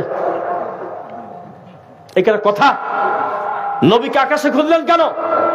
বাতাসে খুঁজলেন কেন? আপনি জঙ্গলে খুঁজবেন কেন? আপনি তার প্রতি দরুদ পড়বেন, আপনি খোঁজাখুঁজি করতেছেন কেন? আপনি পৃথিবীর যেখান থেকে দরুদ পড়েন, এই দরুদটা ফেরেশতা সম্মানের সাথে নিয়ে আমার রাসূলের কবরে পৌঁছায় দেয়। সুবহানাল্লাহ। আর আপনি বলতেছেন আমি জঙ্গলে খুঁজলাম, আমি আকাশে খুঁজতেছি, আমি জঙ্গলে খুঁজলাম, পাহাড়ে খুঁজলাম, ও নবী তুমি আমারে কাঁদাইও না, এটা গজল। তাই তো সম্ভবত শেখ বিন বাজ রাহিমাহুল্লাহ, শ্রেষ্ঠ একজন পৃথিবী বিখ্যাত বিদ্বান, তিনি বলেছিলেন যে দিন দিন ইসলামী সঙ্গীতের নামে কোরআনের জায়গা দখল করে নিচ্ছে তারা। কোরআন তেলাওয়াত খুঁজে পাওয়া যায় না, প্রত্যেক বক্তা ওঠার আগে 3টে করে গজল, 2টা করে গজল। আর সে কি গজলের ঢং, একেবারে গানের কণ্ঠ নকল করে করে গজল বলে। এরকম রোগী আমি পালি, আমি ধাম করে বসা দেই, বসে বসে থাকো, বসে থাকো। এত হাঁপালি রোগী নাকি, লাভ দাও কি গামে? কোরআনের মাহফিলে এ কথা বলা যেতে পারে, একজন হাফেজে কোরআন ছেলে আপনার বক্তব্যের আগে কোরআন তেলাওয়াত করবে, আমরা হা করে তার মুখের দিক তাকিয়ে থেকে তার জন্য দোয়া করব। কিন্তু তুমি গজলের নাম নিয়ে একটা হিন্দি সুর নিয়ে এসে তুমি মিলায় মিলায় পড়বে, আর আমি বলবো মারহাবা, এই কাজ আমি করবো না কোনোদিন। বোঝা যাচ্ছে? এবার আসেন, যেই দেশের মানুষের কাছে, যেহেতু আমার বিষয় বিদআত শিরক, যেই দেশের মানুষের কাছে তার সৃষ্টিকর্তা আল্লাহর নিজের নামটা পর্যন্ত নিরাপদ না, এই জাতির কাছে আর ধর্ম নিরাপদ থাকে কিভাবে? নাম ছিল আল্লাহ, নাম ছিল রহমান, নাম আছে জব্বার, নাম আছে মুহাইমিন, নাম আছে মুতাকাব্বির, নাম আছে আজিজ, নাম আছে রহিম। এত সুন্দর সুন্দর নাম তিনি আমাদেরকে বলতেছে ওয়ালিল্লাহিল আসমাউল হুসনা ফাদউহু বিহা। আমি আল্লাহর রয়েছে অসংখ্য সুন্দর একেবারে সিফাতি নাম, এই নাম ধরে তোমরা আমি আল্লাহকে ডাকো। এত নামের ভিতরে বলেন তো কয়টা নাম আমার আল্লাহর আছে কোরআনে? হ্যাঁ, প্রায় 100টা নাম আল্লাহর থাকার পরেও একটা নামও এত বড় হুজুরের পছন্দ হলো না। মুনাজাতে বলতেছে ও খোদা তুমি আমাকে ক্ষমা করে দাও। খোদা কিডা? আরবিতে বানালি হয় না খোদা, কেউ বলুক তো দেখি বানান হয়। এ খোদা কিডা? একটু পরে জামালপুর শুরু হবে, হবে না মনে হয়? ওই দিক দিয়ে গেলে, মধুপুর দিকে গেলে জামালপুর শুরু নাই? লেখা রয়েছে খোদা হাফেজ টাঙ্গাইল, খোদা হাফেজ মধুপুর, তারপরে স্বাগতম জানাই জামালপুর, এরকম কি বিভিন্ন কিছু লেখা থাকে কিনা? আছে কিনা? খোদা হাফেজের পিলার থাকবে কেন? পিলার খোদা হাফেজের হবে না আল্লাহ হাফেজের হবে? যদিও গাছে গাছে এই বেড়ায় বেড়ায় আল্লাহর নাম লিখে রাখার ভিতরে কল্যাণ নাই, আল্লাহর নাম থাকবে মুমিনের অন্তরে ইনশাআল্লাহ। বুঝতে পারে না। আর কয়দিন পর পর কি ঢং! এটা এমন একটা আবেগী জাত। আপনাদের কষ্ট হচ্ছে নাকি? কষ্ট হলে কোনদিন এত লোক এখানে এসে বসে থাকেন। আমরা আশা করি আমাদের প্রতি আপনাদের আল্লাহর প্রতি ভালোবাসা আছে, আলহামদুলিল্লাহ। আল্লাহর জন্য আমাদেরকে ভালোবাসেন। লিল্লাহি তাকবীর, একবারে উদামুড়ি। যদি এর সাথে আমার শব্দের কম বেশ না, বক্তা বক্তব্য দেওয়ার বলে যে আরো জোরে চিৎকার দেন, এসব কথা আমরা বলি না। এমনি শুধু জানতে চাচ্ছি আপনারা জীবিত আছেন কিনা। লিল্লাহি তাকবীর। যাক, তো কি বলতেছিলাম? খোদা হাফেজ, এটা কি বলা যাবে? আল্লাহ হাফেজ। এইবার আপনাকে একটা কথা বলি, সবাই এমন এমন কথা বলবো, একজনও যাতে মনে কষ্ট না পান আর এই কথা বলতে না পারেন উনি বাড়ি থেকে বানায় নিয়ে আসে। দেখবেন মাঝে মধ্যে ফেসবুকে লেখা থাকে, দেখুন আল্লাহর কত বরকত, দেখুন আমার আল্লাহর কত কুদরতি ক্ষমতা, গোস্তের ভিতরে আল্লাহর নাম পাওয়া গেছে। হ্যাঁ, তাকে থাকে এটা মাংসের টুকরা দেখায়া আল্লাহর নাম খোদাই করে লেখা, তো বলতেছে আল্লাহ তুমি কত মহান, তোমার নাম আমরা গরুর গোস্তের ভিতর খুঁজে পাইছি। এরা ফাজলামো না ধর্ম নিয়ে? ফাজলামো কিনা? তারপর দেখবেন একটা ক্যালেন্ডার আছে, সেই ক্যালেন্ডারে বিশাল বড় একটা 10-15টা বাঁকানো একটা পেজ দিয়ে ঢকের একটা লাঠি আছে, নিচে লেখা মুহাম্মদ সাল্লাল্লাহু আলাইহি ওয়াসাল্লামের লাঠি মুবারক। এটা শয়তানি না? তারপরে দেখবেন কোথার থেকে যেন একটা চুল নিয়ে এসে সুন্দর করে বিছায় রেখে লিখে রাখছে আমার নবী সাল্লাল্লাহু আলাইহি ওয়াসাল্লামের চুল মুবারক। তারপরে দেখবেন একটা কাঁসার বদনা, এই বদনার নিচে লেখা ফাতেমার বদনা মুবারক। তারপরে দেখবেন একটা তরবারি, মোটামুটি ভালো, একেবারে ছোট না, বড় সাইজের, দেখার মতো সুন্দর চকচকা, দেখেই বোঝা যাচ্ছে এডিটিং এর কারসাজি। ফাইন করে এডিট করে চকচকা করে একটা তরবারি দিয়ে নিচে লেখা হযরত আলীর তরবারি। আমি বানায় বলতেছি নাকি? তারপরে একটা জুতার ছবি, সুন্দর একটা জুতা দিয়ে নিচে লেখছে নালাইন শরীফ, মানে আমার নবীর জুতা মুবারক। আমিন না লিখে যাবেন না, সুবহানাল্লাহ না বলে যাবেন না, এরকম আছে। আমি কথা বলতাম না যদি দেখতাম যে 98 জন লোক নিচে কমেন্ট করতেছে তুই পাগল রে, পোস্ট ডিলিট কর, সেদিন বন্ধ করে দিতাম বলা। এখন দেখি 98 জন শতকরা নিচে লিখতেছে আমিন আমিন আমিন সুবহানাল্লাহ। একটা লোকের এই অনুভূতি আসলো না কেন? এটা নবীর চুল হবে কেন? এটা নবীর লাঠি হবে কেন? এটা হানজালার বদনা হবে কেন? এটা হলো খালেদ বিন ওয়ালিদের তরবারি হবে কেন? এগুলোর সাথে আমিন আর সুবহানাল্লাহ বলার কি সম্পর্ক? আল্লাহর বরত্ব বলার আর জিনিস নাই? আছে কিনা বলেন? বান্দা যখন নিজের বাড়িতে নিজে উঠবে, সিঁড়ি দিয়ে উপর দিকে যাবে, বলেন তো কি বলবে মুখ দিয়ে? ওই একই বাড়ি থেকে যখন নিচের দিকে নামবে, বলেন তো কি বলবে? বলেন তো টয়লেটে যাওয়ার সময় কি বলবে? তারপর কি বলেন তো আল্লাহর ঘরে ঢোকার সময় কি বলবে? বলেন তো ওযু শুরু করার পূর্বে মুখ দিয়ে কি বলবে? বলেন তো ওযু শেষ করার পর মুখ দিয়ে কি বলবে? এত দোয়া মিনিটে মিনিটে, প্রতিটা মুমিনের প্রতিটা কর্মে কত সুন্দর সুন্দর দোয়া, আর ও গোস্তের ভিতরে আল্লাহর নাম খুঁজতেছে। এই জাতির কিভাবে কল্যাণ আশা করবেন? আমার একটা কমন একটা ডায়লগই বলি, প্রত্যেকটা মানুষের একটা মার্কিং একটা কিছু বিষয় থাকে। আমি আমার কথার ভিতরে মাঝে মধ্যে পাবলিককে আমি বলি, এই জাতির আবেগ বাদ দিলে আর কিছু থাকে না। যা কিছু মনে আছে শেয়ার করে দেয়। গত কয়েকদিন আগে বগুড়া দুপচাচিয়া একটা ঘটনা দেখেন, যারা বলে আমি নিজে কানে শুনছি, আপনাকে আজকে প্রমাণ দেব, নিজে চোখ দিয়ে দেখেও বিশ্বাস করা যায় না। বগুড়া দুপচাচিয়া নিউজে চলে আসলো, বাড়িতে ডাকাত ঢুকে একটা আলেম মানুষের বউকে মারি ফেলছে, আর ডিপ ফ্রিজে থুয়ে পলা চলে গেছে মাল সামানা নিয়ে। না আগে শোনেন, ডাকাত বাড়িতে ঢুকে এই কাজ করছে, ডিপ ফ্রিজে রেখে ওই মহিলাকে রেখে চলে গেল। সবাই কান্নাকাটি করে, আর ডাকাতকে গালি দিচ্ছে কমেন্টে পোস্টে, আহারে তোর কি একটা জ্ঞান হলো রে, তুই একটা আলেম মানুষের বউটাকে এভাবে মারি দিলি, যা দরকার নিয়ে যাতি, তুই মারলি কি কামে? 2 দিন পরে আবার একটা সুন্দর নিউজ, এই দেশেরই মূলধারার প্রিন্ট মিডিয়া, এই দেশেরই প্রশাসনের মাধ্যমে আরেকবার ভিডিও আসলো যে না, ডাকাত মারে নাই, নিজের ছেলে তার মাকে মারি ফেলছে। একটা মেয়ের সাথে তার সম্পর্ক, প্রেম করে, মার কাছে টাকা চায়, ঠিক মতো টাকা দেয় না, সহ্য হয় না, মাকে সহ্য করতে না পেরে ক্লাসে যাচ্ছি নাম করে 12টার সময় ঘুরে এসে দেখে যে মা রান্না করতেছে বাচ্চার জন্য, পিছন থেকে মার মুখ চাপ দিয়ে ধরে মারি ফেলছে। প্রায় 2 দিন 3 দিন আপনি গালাগালি করলেন আর বললেন তুই কি একটা মানুষ? তোর মতো ছেলে হওয়ার থেকে না হওয়া ভালো। তুই মরলি না কে? তুই একটা মাদ্রাসায় পড়া একটা হুজুর মানুষ, তুই কিভাবে পারলি নিজের মাকে তুই এভাবে মারি দিলি কিভাবে? কি বলে নাই না, বলছে নাকি? গালি দিতে দিতে যখন 3 দিন পার হয়ে গেল, 3 দিন পরে প্রমাণ হলো ছেলে মারে নাই, বাড়ির উপর তালার ভাড়াটিয়ারা মারছে। এই রুগী, তুমি বলো যে আমি নিজে চোখে দেখলাম, তুমি কি বোঝো সবকিছু দেখলেই বিশ্বাস করা যায় না? তাহকিক খুব বড় কঠিন জিনিস। প্রশাসন ডাইরেক্ট বলতেছে, ছেলে নিজে স্বীকার করতেছে আমি ক্লাস থেকে আসার পথে আমি মারি দিছি, এখন পর্যন্ত বিষয়টা প্রায় ধোঁয়াশাই থেকে গেল। তুমি কি বোঝো পর্দার আড়ালে কত কিছু ঘটে যায়? সামনে যা আছে সব সত্য না। বহু লোক বৌদি ব্যবসা করে খায়। কোন তো কি, কার কথা কইছি?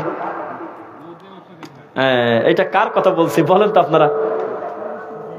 যারা অনলাইনে বৌদি টিকটক করে খায়, যারা বোর চেহারা দেখায়, ফেসবুকে নাচে, টিকটক করে আর ঢং করে করে ভিডিও বানায়, এদের কথা বলতেছি। এটা হলো বউ ব্যবসায়ী।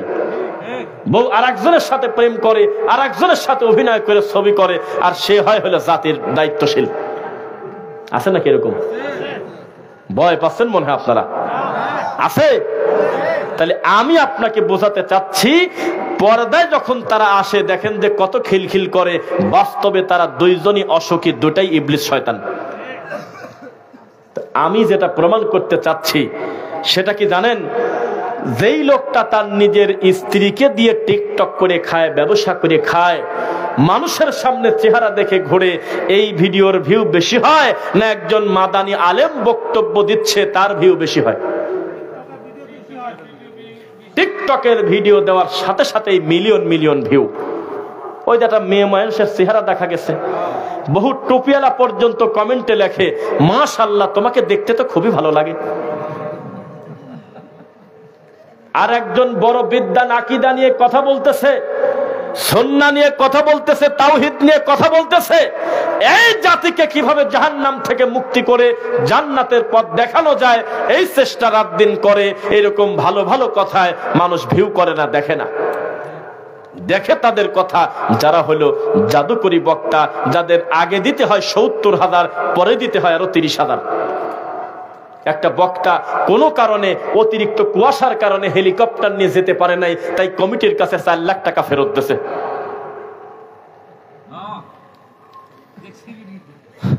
আমার কাছে আছে সেভ করা। কেউ চ্যালেঞ্জ করতেছে না জন্য আমি দেখালাম না। কেউ যদি চ্যালেঞ্জ করতেন আপনারা, ভাই দেখছেন না, কেউ যদি বলতো যে হুজুর বিশ্বাস করি না, তাহলে আমি এখনই মোবাইলটা বন্ধ করে বের করে দেখাতাম। ওখানে লেখা অতিরিক্ত কুয়াশার কারণে হেলিকপ্টার উপর দিয়ে যায় নাই জালসায়, এই জন্য বক্তা কমিটিকে ৪ লাখ টাকা ফেরত দিয়েছে। তাহলে আপনি বোঝেন যে 4 লাখ টাকা যদি হেলিকপ্টারের ভাড়া হয় ওই কত। সেই লোক কি কয় জানেন? সেই লোক জালসা মাহফিল এসে বক্তব্য দিচ্ছে ইমাম আবু হানিফা প্রতিদিন 500 রাকাত নামাজ পড়তো, এই তো তার ফতোয়া।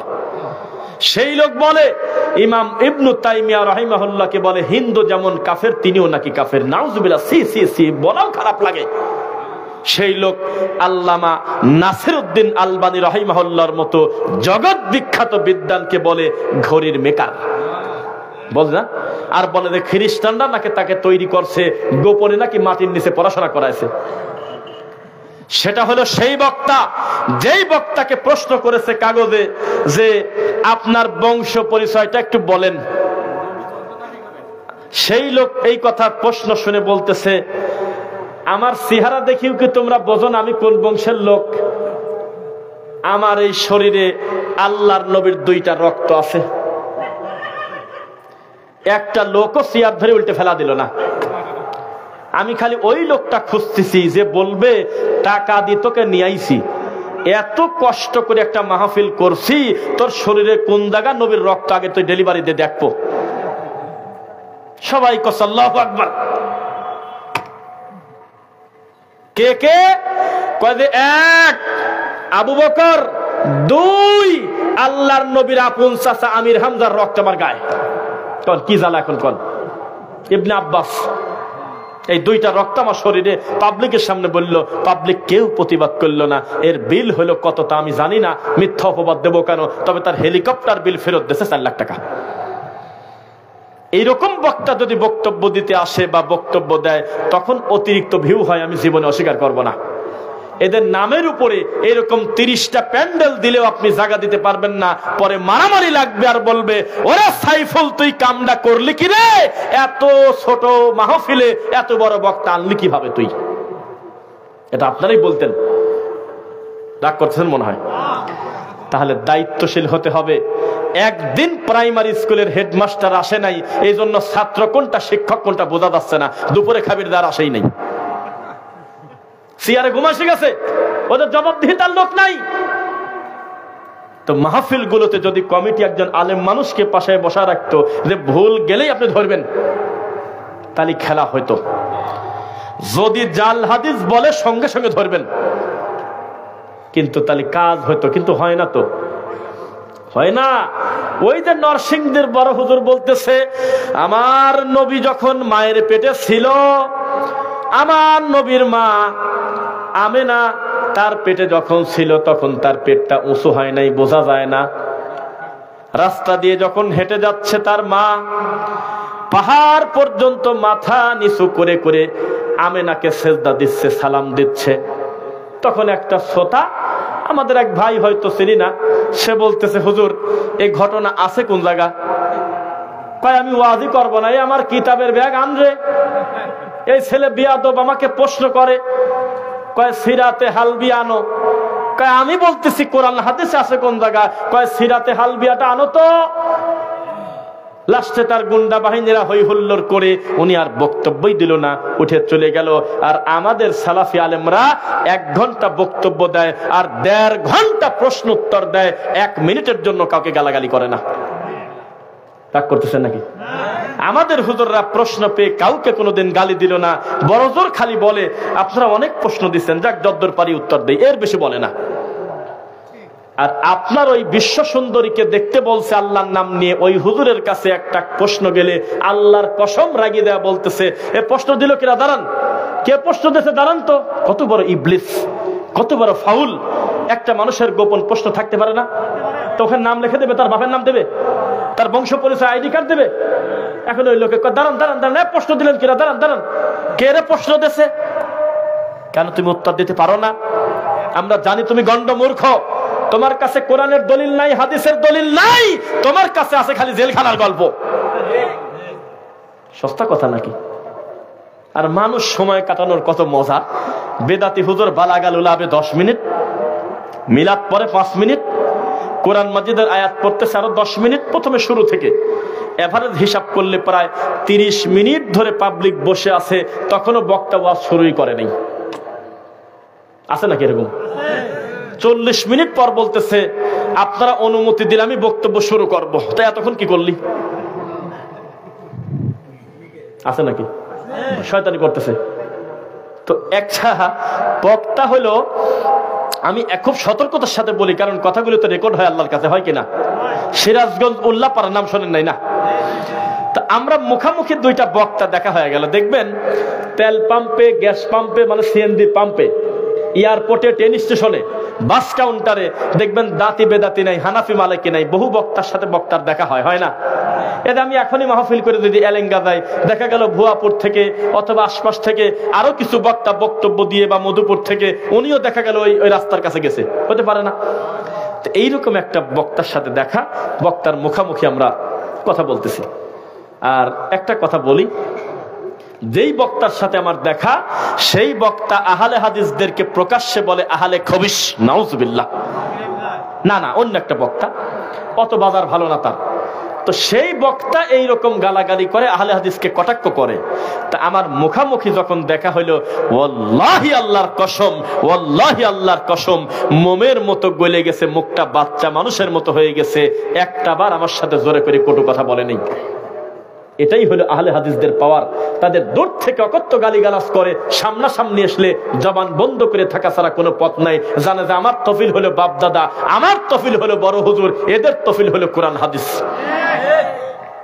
আহলে হাদিসদের এটাই হলো সফলতা। দূর থেকে খুব গালি দেয়, মুখামুখি দাঁড়ালে প্রতিবাদ করার ক্ষমতা তাদের নাই। কত মাহফিলে গেলাম, কত প্রশ্ন, কত কিছু ফোন করে করে বলতেছে, এ রফিক তুই আয়, তোর দেখবো। তুই আমার কেবলাদানের সম্পর্কে খারাপ কথা বলিস, তুই আমার পীর সাহেব সম্পর্কে খারাপ কথা বলিস, তুই চট্টগ্রামে আগে আয়, তোর দেখবো। তুই 19 তারিখে আসতেছিস না, তোকে দেখবো। ঠিক আছে সোনার চাঁদ, তুমি থাকো। পরে আমরা মাহফিলে গেলাম, ওয়াল্লাহি আল্লাহর কসম, আমাদের আশেপাশেই বেদাতপন্থী কত হুজুর থাকে, পুরা বক্তব্য শুনে জবান বন্ধ করে মাটির দিকে তাকা বাড়ি ফেলে যাচ্ছে, একটা টু শব্দ করার সুযোগ নেই।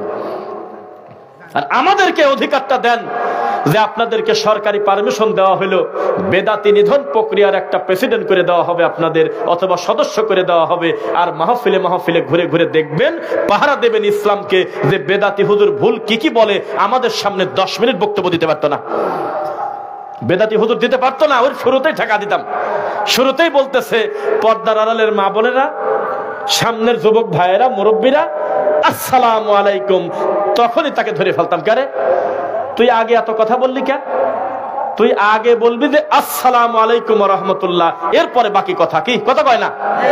তারপরে যখন বলবে বালাগাল উলাবি কামালিহি, সঙ্গে সঙ্গে তাকে বলতাম সোজা বাড়ি চলে যাও, হাঁটি মধুপুর যাওয়া পর্যন্ত পিছনে তাকাবে না, যাও।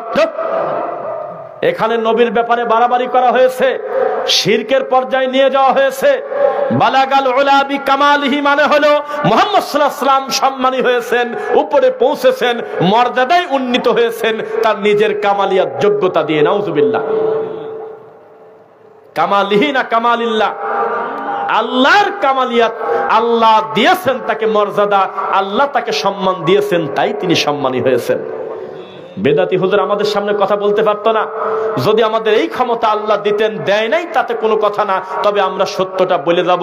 অফিসিয়ালি যদি এমন পদ্ধতি থাকতো, প্রত্যেক বেদাতি মাহফিলে আহলে হাদিসদের 2-4 জন প্রতিনিধি থাকবে, যে উনি কি বলে আমরা দলিল ভিত্তিক ভুল ধরবো, লাঠির জোর না। আর আহলে হাদিসদের মাহফিলে হানাফিদেরকে ঢুকায় দেওয়া হবে, ওরা কি বলে ওরা ভুল ধরবে।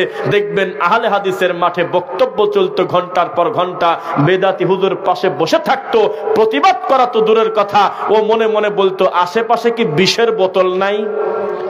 সহ্য করতে না পেরে মনে হতো যে বিষ খায় মরে যাব, কিন্তু প্রতিবাদ করার ক্ষমতা থাকতো না। আর বেদাতি একটা মাহফিল হতো না, সব মাহফিল 15 মিনিট পর বন্ধ হয়ে যেত। যখনই বলতো নবীর উপরে অপবাদ দিত, যখনই মুখ দিয়ে বলতো নবীকে জানো, যাকে সৃষ্টি না করলে আসমান জমিন সৃষ্টি হতো না, তখনই বলতাম যে বাড়ি চলে যাও, যাও চলে যাও।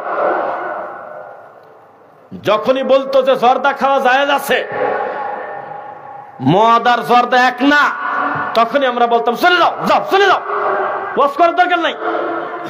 যখনই বলতো কোরআন মাজিদের আয়াত দিয়ে তাবিজ দিলে কোনো অসুবিধা নাই, তখনই বলতাম চলে যাও, যাও ওঠো। বলতে পারতো না। আর ভাই বলতেছে যে কণ্ঠস্বর দিয়ে কথা বলে, শোনেন, কণ্ঠস্বর দিয়ে বলুক, কিন্তু আমার প্রশ্ন হলো উনি বললটা কি মুখ দিয়ে? বলতেছে শোনেন কি, দেখেন, তাকান। আব্দুল কাদের জিলানীর খাস মুরিদের বউ মরে গেল, এ কথা যিনি বলতেছেন তাকে এই মধুপুরবাসীর ক্ষমতা নাই ৭০,০০০ টাকার নিচে আনে। আব্দুল কাদের জিলানীর বউ মরে গেল, সরি, মানে মুরিদের বউ মরে গেল, মুরিদ গিয়ে হাজির, বাবা আমার বউ আনি দেন, হাউমাউ করে কাঁদে, আমার 4টা বাচ্চা এতিম হয়ে গেল। কি হলো তোমার? কয় যে একটু আগে মালাকুল মউত আমার বউ নিয়ে চলে গেছে, মানে মরে গেছে আর কি। ওরা তো মালাকুল মউত বলে না, আজরাইল বলে। কি বলে? কি বলে? আজরাইল, তাই না? তখন আব্দুল কাদের জিলানী সহ্য করতে না পেরে কয় যে কত সময় আগের ঘটনা? কয় যে এটা 20 মিনিটের মতো হয়েছে। কয় তাহলে বেশি দূর যায় নাই, আমি যা তাড়াতাড়ি করে ছিনিয়ে নিয়ে আসবো। আব্দুল কাদের জিলানী পিছন পিছন দৌড়ায়, দৌড়ায় দৌড়ায়, যত দূর দৌড়ায় মালাকুল মউত সামনে দৌড়ায় আর বলে, যাও যাও, চলে যাও, ডিস্টার্ব করে না, যাও। কয় যে না, আমি তোমাকে ধরবই, তুমি খালি একটা রুহু দিয়ে যাও, যেটা একটু আগে নিয়ে গেছাও। কিছুতেই ছাড়ে না। শেষ পর্যন্ত হাত নাকি লম্বা করে আব্দুল কাদের জিলানী জোরে করে ব্যাগের পর থাবা মারছে। যেই ব্যাগে ওই বোর রুহু ছিল, ওই মুরিদের বোর, এখন জোরে থাবা দেওয়ার কারণে ব্যাগের পলিথিনটা ছিঁড়ে ওর ভেতরে হাজার হাজার লোক পড়ে গেছে। বলে তারা কারা জানেন? তারা যে যেখানে পড়েছে তারা প্রত্যেকেই এক একটা খানকার বড় বড় পীর হয়েছে, যে যেখানে মরেছে প্রত্যেকের আল্লাহর ওলির মাজার হয়েছে। পাবলিক বলতেছে আল্লাহু আকবার। এই তো আস। তবে আমি বললাম 1.5 মিনিটে যে কথাটা ওই বক্তা 1.5 মিনিটে বলছিল না, প্রায় 15 মিনিটের মতো খাইছে, সুর দিয়ে টাইনে কান্নাকাটি করে লাস্টে কয়েকটা ডেলিভারি দিলাম। ইসলাম নিয়ে মজা করা যাবে না। বিদাত কাকে বলে আপনি জানেন কিনা বলেন? বিদাত মানে হলো অতি পণ্ডিতি করে আল্লাহর রাসূলের থেকে বেশি বুঝে ইসলামের ভিতরে নতুন কিছু ঢোকানো, যার কোনো অনুমতি শরীয়তে নাই। বোঝা যাচ্ছে কিনা কথা বলেন? ইসলাম হলো শরীয়তের ডিজাইন পরিবর্তন করা। এই চেয়ারটার কাজ পূর্ণ হয়ে গেছে, ওস্তাদি করে বেশি ঢং করতে গেলে খারাপ হয়ে যাবে, রং পরিপূর্ণ হয়ে গেছে, আবার বেশি পণ্ডিতি করতে গিয়ে পরিবর্তন হয়ে গেছে। ইসলামের ডিজাইন পরিবর্তন করা যাবে না, যেই শেপে ইসলাম আছে ওই একই রকম থাকবে। ঠিক কিনা বলেন? আমি একটা মাহফিলে বলছিলাম, হুজুররা শাইখুল হাদিস হয়, হুজুররা আল্লামা হয়, হুজুররা দাবা হয়, হুজুররা কুসিয়া হয়, হুজুররা বিশাল বড় বড় লকব আছে না? নাই? নাই? খতিবুল উম্মাহ হয়, হুজুররা সুলতানুল ওয়াইজিন হয়, হুজুররা কত রকমের লকব এক একটা হুজুরের।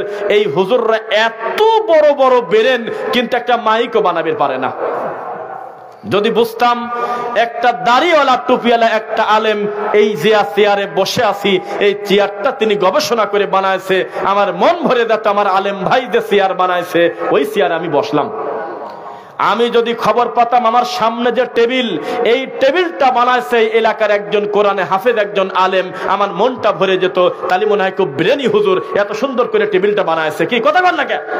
যদি দেখতাম যে টিস্যুর বক্সটা কোনো ইহুদি খ্রিস্টান বানায় নাই, একজন কোরআনের আলেম, একজন হাদিস পড়া মানুষ বানাইছে, আমরা বলতাম আলহামদুলিল্লাহ, আমার একজন কোরআনের আলেমের ভাইয়ের মাধ্যমে আমরা এত সুন্দর একটা টিস্যু পেলাম, আমার ভাইটার মাথায় জিনিস আছে। যদি দেখতাম যে আমার ভাই একটা বদনা বানাইছে, তাও তো বলতে পারতাম যে যাক, মানুষের বিপদের সময় যে বড় একটা প্রয়োজনীয় জিনিস অন্তত একটা বদনা বানাইছে। তুমি এগুলি বানানোর যোগ্যতা নাই, তুমি বানাইছো কি হু হু ইল্লাল্লাহ ইল্লাল্লাহ, তুমি বানাইছো হলে শয়তানি করা, তুমি বানাইছো বেদাত, তুমি বানাইছো মিলাদ, তুমি বানাইছো কুলখানি, তুমি বানাইছো হলো জন্ডিস পাগল, তুমি বানাইছো শিকল বাবা, তুমি বানাইছো ডব বাবা, তুমি বানাইছো গাঁজা খাওয়া বৈধ করা, তুমি বানাইছো হলো শাহাদালালকে আল্লাহর পর্যায়ে নেওয়া। নাউজুবিল্লাহ। এই তোমার জ্ঞান? হুজুরদের মাথায় অনেক বুদ্ধি, এই বুদ্ধির ঠেলায় আল্লাহর নবীর দরুদকে তারা কবর দিয়ে মিলাদকে প্রতিষ্ঠিত করে ফেলছে। নাউজুবিল্লাহ। হুজুরদের মাথায় এত বুদ্ধি, তারা ইউসুফ আলাইহিস সালামের সত্য ঘটনা মুখ দিয়ে বলে না, তারা হলো আব্দুল কাদের জিলানীর বাপের বড়ই খাওয়ার গল্প বলে। হুজুরদের মাথায় এত বুদ্ধি, হুজুররা মুসা নবীর ব্যাপারে ওয়াজ কম করে, খিজিরের ব্যাপারে বেশি ওয়াজ করে। হুজুরদের মাথায় এত বুদ্ধি, হুজুররা আল্লাহর রাসূলের থেকে মনসের পাগলকে বেশি দাম দেয়। হ্যাঁ, এই এলাকায় কি চলে এগুলো নাকি? এত জোরে জোরে ঠিক বলতেছেন? এরকম আপডেট ডেলিভারি কি দেয় এরকম মুফতিরা? আল্লাহ হেদায়েত দিক, বলেন আমিন। সাবধান। এতদিন আমরা বলতাম মা ইয়ালফিদু মিন কাউলিন ইল্লা লাদাইহি রাকিবুন আতীদ, জবান থেকে যে কথা বের হয় এই কথাটা কার কাছে রেকর্ড থাকে? কার কাছে রেকর্ড থাকে? কিন্তু এখন কথাটা বলতে হচ্ছে উপরেও রেকর্ড থাকে, নিচেও রেকর্ড থাকে। বুঝেন? আমি যে কথাগুলো বলতেছি এগুলিকে ছুটে যাবে না থেকে যাবে? কয়দিন থাকবে তার গ্যারান্টি আছে? হাজারো বছর, শত বছর থাকতে পারে। আর যদি কিয়ামত কাল হয়ে যায়, পরশু হয়ে যায়, আল্লাহ কোনো সিদ্ধান্ত নেন ভিন্ন কথা, তবে স্বাভাবিকভাবে ভিডিওগুলো থেকে যাবে, নাকি বলেন? এখন দুনিয়াতেও রেকর্ড হয়। তাই তো বেদাতি হুজুর জুমার খুতবা দেয়, মিডিয়া যদি যা সেট করতে যায় সেট করতে দেয় না। কারণ ও তো গল্প করবে হলো সেই হাসান বসরি, রাবিয়া বসরির জান্নাত পোড়ানোর গল্প। ও তো মনসের পাগলের গল্প দিয়ে ওয়াজ শেষ করবি, খুতবা শেষ করবি। এই মিথ্যে কথা মানুষ শুনে গেলে ওর সাথ থাকে। এই জন্য মাইক সরায় দিচ্ছে। এমনও কিছু বক্তা ইদানিং আমরা মাঝে মধ্যে দেখি, তার সামনে মিডিয়া গেলে মিডিয়াকে গালি দিয়ে মিডিয়া সরায় দেয়। যা যা, গরু ছাগল বলে, আরো কিছু বলে নাকি। অথচ এই মিডিয়ার কল্যাণে, মিডিয়ার মাধ্যমেই আল্লাহ তাদেরকে লক্ষ মানুষের সামনে পৌঁছে দিয়েছেন। দেন নাই? দিয়েছেন কিনা বলেন? ও হুজুর, আমরা জেনে গেছি আপনি ধর্মকে ফাঁকি দিচ্ছেন। আপনি হলেন একটা ঠাকুর, আর আপনি এই সব লোককে মনে করেছিলেন বলদ, তারা হলো পূজারী, তাদের মাথার উপরে কাঁঠাল ভেঙে খাবো। কিন্তু এই সুযোগটা আপনি বেশি দিন পাচ্ছেন না। আমরা সব খবর জানি, কিন্তু আল্লাহর কত বড় দয়া, কত বড় অনুগ্রহ। অলরেডি এলাকার মানুষ, মধুপুরবাসী ঠিক পেয়ে গেছে। মিলাদ আবিষ্কার করেছে ইবলিস। দরুদের কথা বলেছেন আমার নবী, দরুদের কথা বলেছেন আল্লাহ। মরা মানুষের জন্য দোয়া করতে বলেছেন আল্লাহ। রাসূল সাল্লাল্লাহু আলাইহি ওয়াসাল্লাম বলেছেন দোয়া করো, দান সাদকা করো। আর ইবলিস বলেছেন এত টেনশন নেওয়ার দরকার নাই, একটা গরু মারি মৌতিখানা দিয়ে দাও। অলরেডি মানুষ ঠিক পেয়ে গেছে। নবী বলেছেন যেই যেই বিষয়গুলো বিচারের মাঠে তোমাদের পক্ষে আল্লাহর সামনে দাঁড়িয়ে যাবে, তার একটা হলো কোরআন, আর একটার ভিতরে হলো আঙ্গুলের তসবিহ। এই কর বিচারের মাঠে বলবে আল্লাহ আমাকে দিয়ে সুবহানাল্লাহ পড়েছে, আমাকে দিয়ে আলহামদুলিল্লাহ পড়েছে, আল্লাহ তাকে ক্ষমা করে দেন। বোঝা যাচ্ছে? এখন মানুষ বুঝে গেছে হাজার দানার তসবিহ নিয়ে রাস্তায় ঘোরা কোনো ইবাদত নয়। মানুষ বুঝে গেছে হালকায় জিকিরের নামে হাজারো মানুষ, শত মানুষ এক জায়গায় হয়ে জোরে জোরে চিৎকার দিয়ে জিকির করতে হবে, এটা রাসূলের নীতি নয়। মানুষ বুঝে গেছে তাবিজ কোনো গলায় নেওয়ার জিনিস না। তাবিজ গলায় নিয়ে কোরআনের আয়াতকে অপমান করা যাবে না। কোরআন মাজিদ পড়লে বরকত আছে, সূরা ফাতিহা পড়লে বরকত আছে, ইখলাস পড়লে বরকত আছে, ফালাক পড়লে বরকত আছে, নাস পড়লে বরকত আছে, সূরা বাকারা শেষ দুই আয়াত পড়লে বরকত আছে, সূরা মুলক পড়লে বরকত আছে। এগুলো কেটে পকেটে করে যদি নিয়ে ঘোরে, মাজায় নিয়ে যদি ঘোরে, হাতে নিয়ে যদি টয়লেটে যায়, আরে নিরীহ বাচ্চা যার কোনো গুনাহ নাই, এরকম সোনার টুকরা ছোট ছোট বাচ্চাদের পর্যন্ত 100 টাকা 500 টাকার বিনিময়ে তাবিজ ভরে দেওয়া হুজুর এই দেশে আছে কিনা বলেন? আছে না? 3-4টে রোগী এদিকে আছে নাকি? আল্লাহ তাদের এই ধোঁকাবাজ থেকে আমাদের ভাইদের তুমি হেফাজত করো আল্লাহ। একটা মানুষ বিপদে পড়লে তার খুব একটা হোঁশ থাকে না। কত জায়গা দৌড়াদৌড়ি করলাম রে, ছেলের পেটের ব্যথা ভালো হয় না। তখন মহিলারা বলতেছে তোমার তো সেদিনই কইছিলাম অমুক হুজুরের দক্ষিণ পাড়া মসজিদের ইমামের কাছে গেলে তাবিজ নিলি রাতারাতি ফল। এটা তো সেই জাতি, যেই জাতি ঝিনাইদাতে বাঁশের কঞ্চি দিয়ে পানি পড়ছিল চলে গেল। এটা তো সেই জাতি, যেই জাতি আপনার হলে বোতল পরাগ করার জন্য হাজার হাজার বোতল নিয়ে বোতল বাবার কাছে চলে গিয়েছিল কুষ্টিয়া। এরা তো তারা যারা মাটি বাবার কাছে গিয়ে মাটি খায়। এরা তো তারা যারা শাহজালালের মাজারে গিয়ে চিংড়ি মাছ কিনে মাথায় নিয়ে যায়। এরা হলো তারা যারা মাজারের খাদেমের কাছে কাগজে লিখে দেয় আমার মেয়ের পেটের ব্যথা একটু আল্লাহর ওলিকে বলে দাও। নাউজুবিল্লাহ পড়েন। ধর্মকে ক্ষতবিক্ষত করে দিয়েছে বিদআত, ধর্মকে একেবারে ধ্বংস করে দিয়েছে শিরক। বোঝেন? ভাষার একটা সৌন্দর্য আছে। আমাদের পাবনার মানুষ যখন একেবারে গ্রাম্য লোকাল ভাষায় একে অন্যের সাথে কথা বলে তখন শুনতে একটু কেমন কেমন লাগে, তাই না? সিলেটের এক ভাই আর এক ভাইয়ের সঙ্গে যখন তারা কথা বলে সব কথা স্পষ্ট বোঝা যায়, তাই না? চট্টগ্রামের একজন ভাই তার আরেক ভাইয়ের সঙ্গে যখন কথা বলে, আমি একজন টাঙ্গাইলের মানুষ হিসেবে হা করে তাকিয়ে থাকা ছাড়া কোনো পথ নাই। বোঝা যাচ্ছে কিছু একটা বলতেছে, তবে কি যে বলে তা জানি না। এটা আল্লাহর একটা অনুগ্রহ। কোথাকার কোন ভাষা কিভাবে তারা বলবে, এই ভাষাটা হলো উপকরণ, ঠিক কিনা? একে অন্যের সঙ্গে তারা পরিচয় হবে, এই কোনো অসুবিধা নাই। লোকটা হারিয়ে গেছে, লোকটা মানসিক অবস্থা তার ভালো না, তবে মধুপুরে লোকটার কিছু একটা ভাষা শুনলেই আমরা আইডেন্টিফাই করে ফেলেছি, বাড়ি মনে হয় চট্টগ্রাম, বাড়ি মনে হয় পাবনা। এটা ভিন্ন কথা। কিন্তু মনে রাখবেন, এই দেশে যত বিদআত আছে, যত শিরক আছে, এগুলো সব তৈরি করেছে যারা কবর পূজা করে, মাজার পূজা করে, যারা মানুষ পূজা করে। তারা কোনো ভালো মানুষ কোনোদিন বিদআত তৈরি করতে পারে না। পারে? সবাই আমার দিকে তাকান। আল্লাহর নবী সাল্লাল্লাহু আলাইহি ওয়াসাল্লামকে একটা মুনাফিকের বাচ্চা, মুনাফিক তার নিজের মেয়ে দিয়ে নবীর মাথার চুল নিয়ে গেছে একটা, আর ভাঙা চিরুনির যে দাঁত থাকে না, থাকে চিরুনির দাঁত ভাঙা, তা নিয়ে একটা কূপের নিচে পাথর চাপা দিয়ে খেজুরের বাগানে একেবারে সুন্দর করে রেখে দিয়েছে। আমার নবী খেয়াল করলো, কেরে মাঝে মধ্যে আমি ভুলে যাই গুরুত্বপূর্ণ কথা, ব্যাপারটা কি এমন তাকে হয় নাই? কুফরি করছে, বোঝেন নাই কথা? এখনো করে, আমাদের এলাকায় করে কিনা? চুল কেটে নিয়ে যায়, কাপড় ব্যবহৃত পোশাক কেটে নিয়ে যায়, এরকম বহু কিছু পাওয়া যায় না? এগুলো দিয়ে তারা কুফরি করে, কবিরাজি করে, নিয়ত চলে গেছে। আমার নবী বললেন, আমার ইদানিং কেমন জানি আমি ভুলে ভুলে যাচ্ছি অনেক কথা। কি হলো কি হলো? রব্বুল আমিন বললেন, আমি ব্যবস্থা নিচ্ছি, পড়ো কুল আউযু বিরাব্বিল ফালাক। একটা গিরা খুলে গেল, কারণ গিরা দিছিল হলো 11টা। কয়টা? 11টা গিরা দিছিল ওই শয়তান মুনাফিকের এক মেয়েটা। তাবিজ করছিল, জাদু করেছিল স্বয়ং রাসূল সাল্লাল্লাহু আলাইহি ওয়াসাল্লামকে। নবী বলছেন কুল আউযু বিরাব্বিল ফালাক, একটা গিরা খোলা ফেলা হয়ে গেল। তারপর কি? মিন শাররি মা খালাক, 2। এভাবে পড়তে পড়তে ওয়ামিন শাররি হাসিদিন ইযা হাসাদ, শেষে পড়েছে মিনাল জিন্নাতি ওয়ান নাস। 11টা আয়াত যখন পড়া শেষ, আল্লাহ আমার নবীকে ক্ষমা করা মানে ওখান থেকে মুক্তি দিলেন। 11টা রশি খুলে গেছে, মুখ খুলে গেছে। সুবহানাল্লাহ।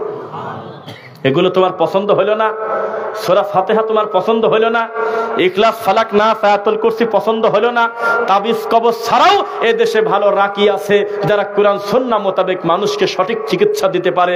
যদি সময় পান, তার একজন যোগ্য হলো আজকের এই মাহফিলে আমার পরে যিনি সম্মানিত আলোচক বক্তব্য দিবেন। আপনি তাবিজের কাছে চলে গেলে আমরা কি করব? আপনাকে তো বলতেছি শয়তান, ও হলো টয়লেটের টাঙ্কির ভিতরে পড়ে দেয় আতর খোঁজে, ও হলো শিরিক ঠেকাচ্ছে কুফরি দিয়ে, ও হলো বিদআত ঠেকাচ্ছে শিরিক দিয়ে। নাউজুবিল্লাহ পড়েন।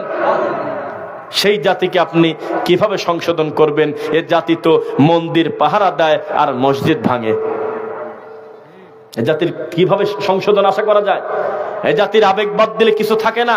এই জাতি হিন্দু মানুষের জানাজা দেয়, এই জাতি মূর্তি উদ্বোধন করে, এই জাতি সিনেমা নতুন মুক্তি পাবে জন্য মোনাজাত করে কান্নাকাটি করে। এই জাতির কিভাবে কল্যাণ আশা করা যায়? কোনদিন সম্ভব না। মনে রাখবেন, আল্লাহর ওহীর পরিবর্তে যদি বিদআত করেন, আপনার সবচেয়ে বড় শাস্তি, আপনার কাছ থেকে আমার কলিজার টুকরা নবীর সুন্নাহ চলে যাবে।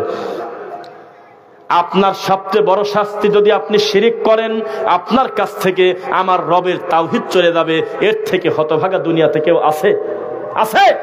একটা মানুষের একই বৈঠকে বাপ মরে গেল, জানাজার আগে মা মরে গেল, লোকটার অবস্থা কষ্ট না বলেন? যদিও মৃত্যু কার হাতে? কার হাতে? কার হাতে? আল্লাহর হাতে। কিন্তু লোকটা তো হইল খুব এতিম। ঠিক তেমনি একটা মানুষ বিদআত করলে সুন্নাতের স্বাদ চলে গেছে, একটা লোক শিরিক করলে তাওহীদের মজা চলে গেছে। অনেক সময় তো কথা বললাম, সম্ভবত বলতে বলতে আমাদের সম্মানিত শেখ চলে আসছেন সম্ভবত, আলহামদুলিল্লাহ। তিনি এসে বসবেন, এটাই হলো সুন্দর নীতি। আলোচককে উপস্থিত রেখে কিছু অতি পণ্ডিত, আজকে আমার এই বক্তব্যটা একটু ভালো করে দিয়েন তো সবাই।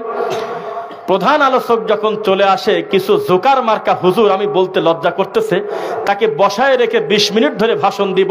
আমার সংক্ষিপ্ত বক্তব্য এখানে ডেলিভারি দিলাম। কেন? তুই কথা বললে কি কামে? যখন একজন আলোচক চলে আসবে, তখন আদবের সঙ্গে সালাম দিয়ে বিদায় নেওয়া উচিত, ঠিক কিনা বলেন? আল্লাহ, তুমি আমাদের অতীতের ভুলগুলো ক্ষমা করো। আল্লাহ, এই দেশে একবারের বেশি 2 বার মেম্বার হওয়া খুব কঠিন। সেখানে একই মাঠে আল্লাহ আমাকে 2 বার আনছে, আলহামদুলিল্লাহ। আপনারা আল্লাহর জন্য আমাদের ভালোবাসেন, তাই দ্বিতীয়বার এসে আপনাদের সামনে আবার বসার সুযোগ পাইছি। এখন যিনি বক্তব্য দিবেন আমাদের সম্মানিত শেখ মুফতি মীর মুআজ্জম হোসেন সাইফি হাফিজাহুল্লাহ, তিনি প্রাণ ভরে কথা বলবেন। আপনারা বিনয়ের সঙ্গে তার পুরো বক্তব্য শুনবেন। তার পুরো বক্তব্য থাকবে কোরআন এবং হাদিস দিয়ে ইনশাআল্লাহ। এই দেশে শিরকের বিরুদ্ধে তাবিজ কবজের এই কুকাম সম্পর্কে এটা ঠেকানোর জন্য আল্লাহর রাসূলের পদ্ধতিতে হালাল ভাবে রুকিয়া নামে যে একটা বিধান আছে, এটা প্রতিষ্ঠিত করার জন্য, শিরকের ভয়াবহ আক্রা থেকে বাঁচানোর জন্য বাংলাদেশের সবচাইতে বড় অনলাইন প্ল্যাটফর্মে যিনি চিৎকার দিয়ে এই তাবিজ টিকানোর জন্য যিনি সবচেয়ে বড় প্রতিনিধিত্ব করেছিলেন, তার সাথে বসে একবারে অফিসিয়াল ভাবে তাকে বুঝাই দিয়েছিলেন। গোটা দেশবাসী আমরা দেখেছিলাম যে তাবিজ কবজ ব্যবহার করা হলো শিরক, আর রুকিয়া করা সুন্নাহ পদ্ধতিতে, আর ঝাড়ফুঁক করা রাসূলের পদ্ধতিতে এটা বৈধ। তার আগ পর্যন্ত মানুষ অধিকাংশই প্রায় ধোঁয়াশার ভিতরে ছিলেন। আপনারা আল্লাহ, তুমি আমাদের সম্মানিত শেখকে তুমি তার এলেমে তুমি বারাকা দান করো আল্লাহ। প্রতিদিন 2টা-3টা প্রোগ্রাম, আরো কত জায়গা সফর করতে হয় আল্লাহ, তুমি তার সফরকে নিরাপদ করো আল্লাহ। সুবহানাকা আল্লাহুম্মা ওয়া বিহামদিক আশহাদু আল্লা ইলাহা ইল্লা আনতা আস্তাগফিরুকা ওয়া আতুবু ইলাইক। আসসালামু আলাইকুম ওয়া রাহমাতুল্লাহি ওয়া বারাকাতুহু। মাশাআল্লাহ। আলহামদুলিল্লাহ।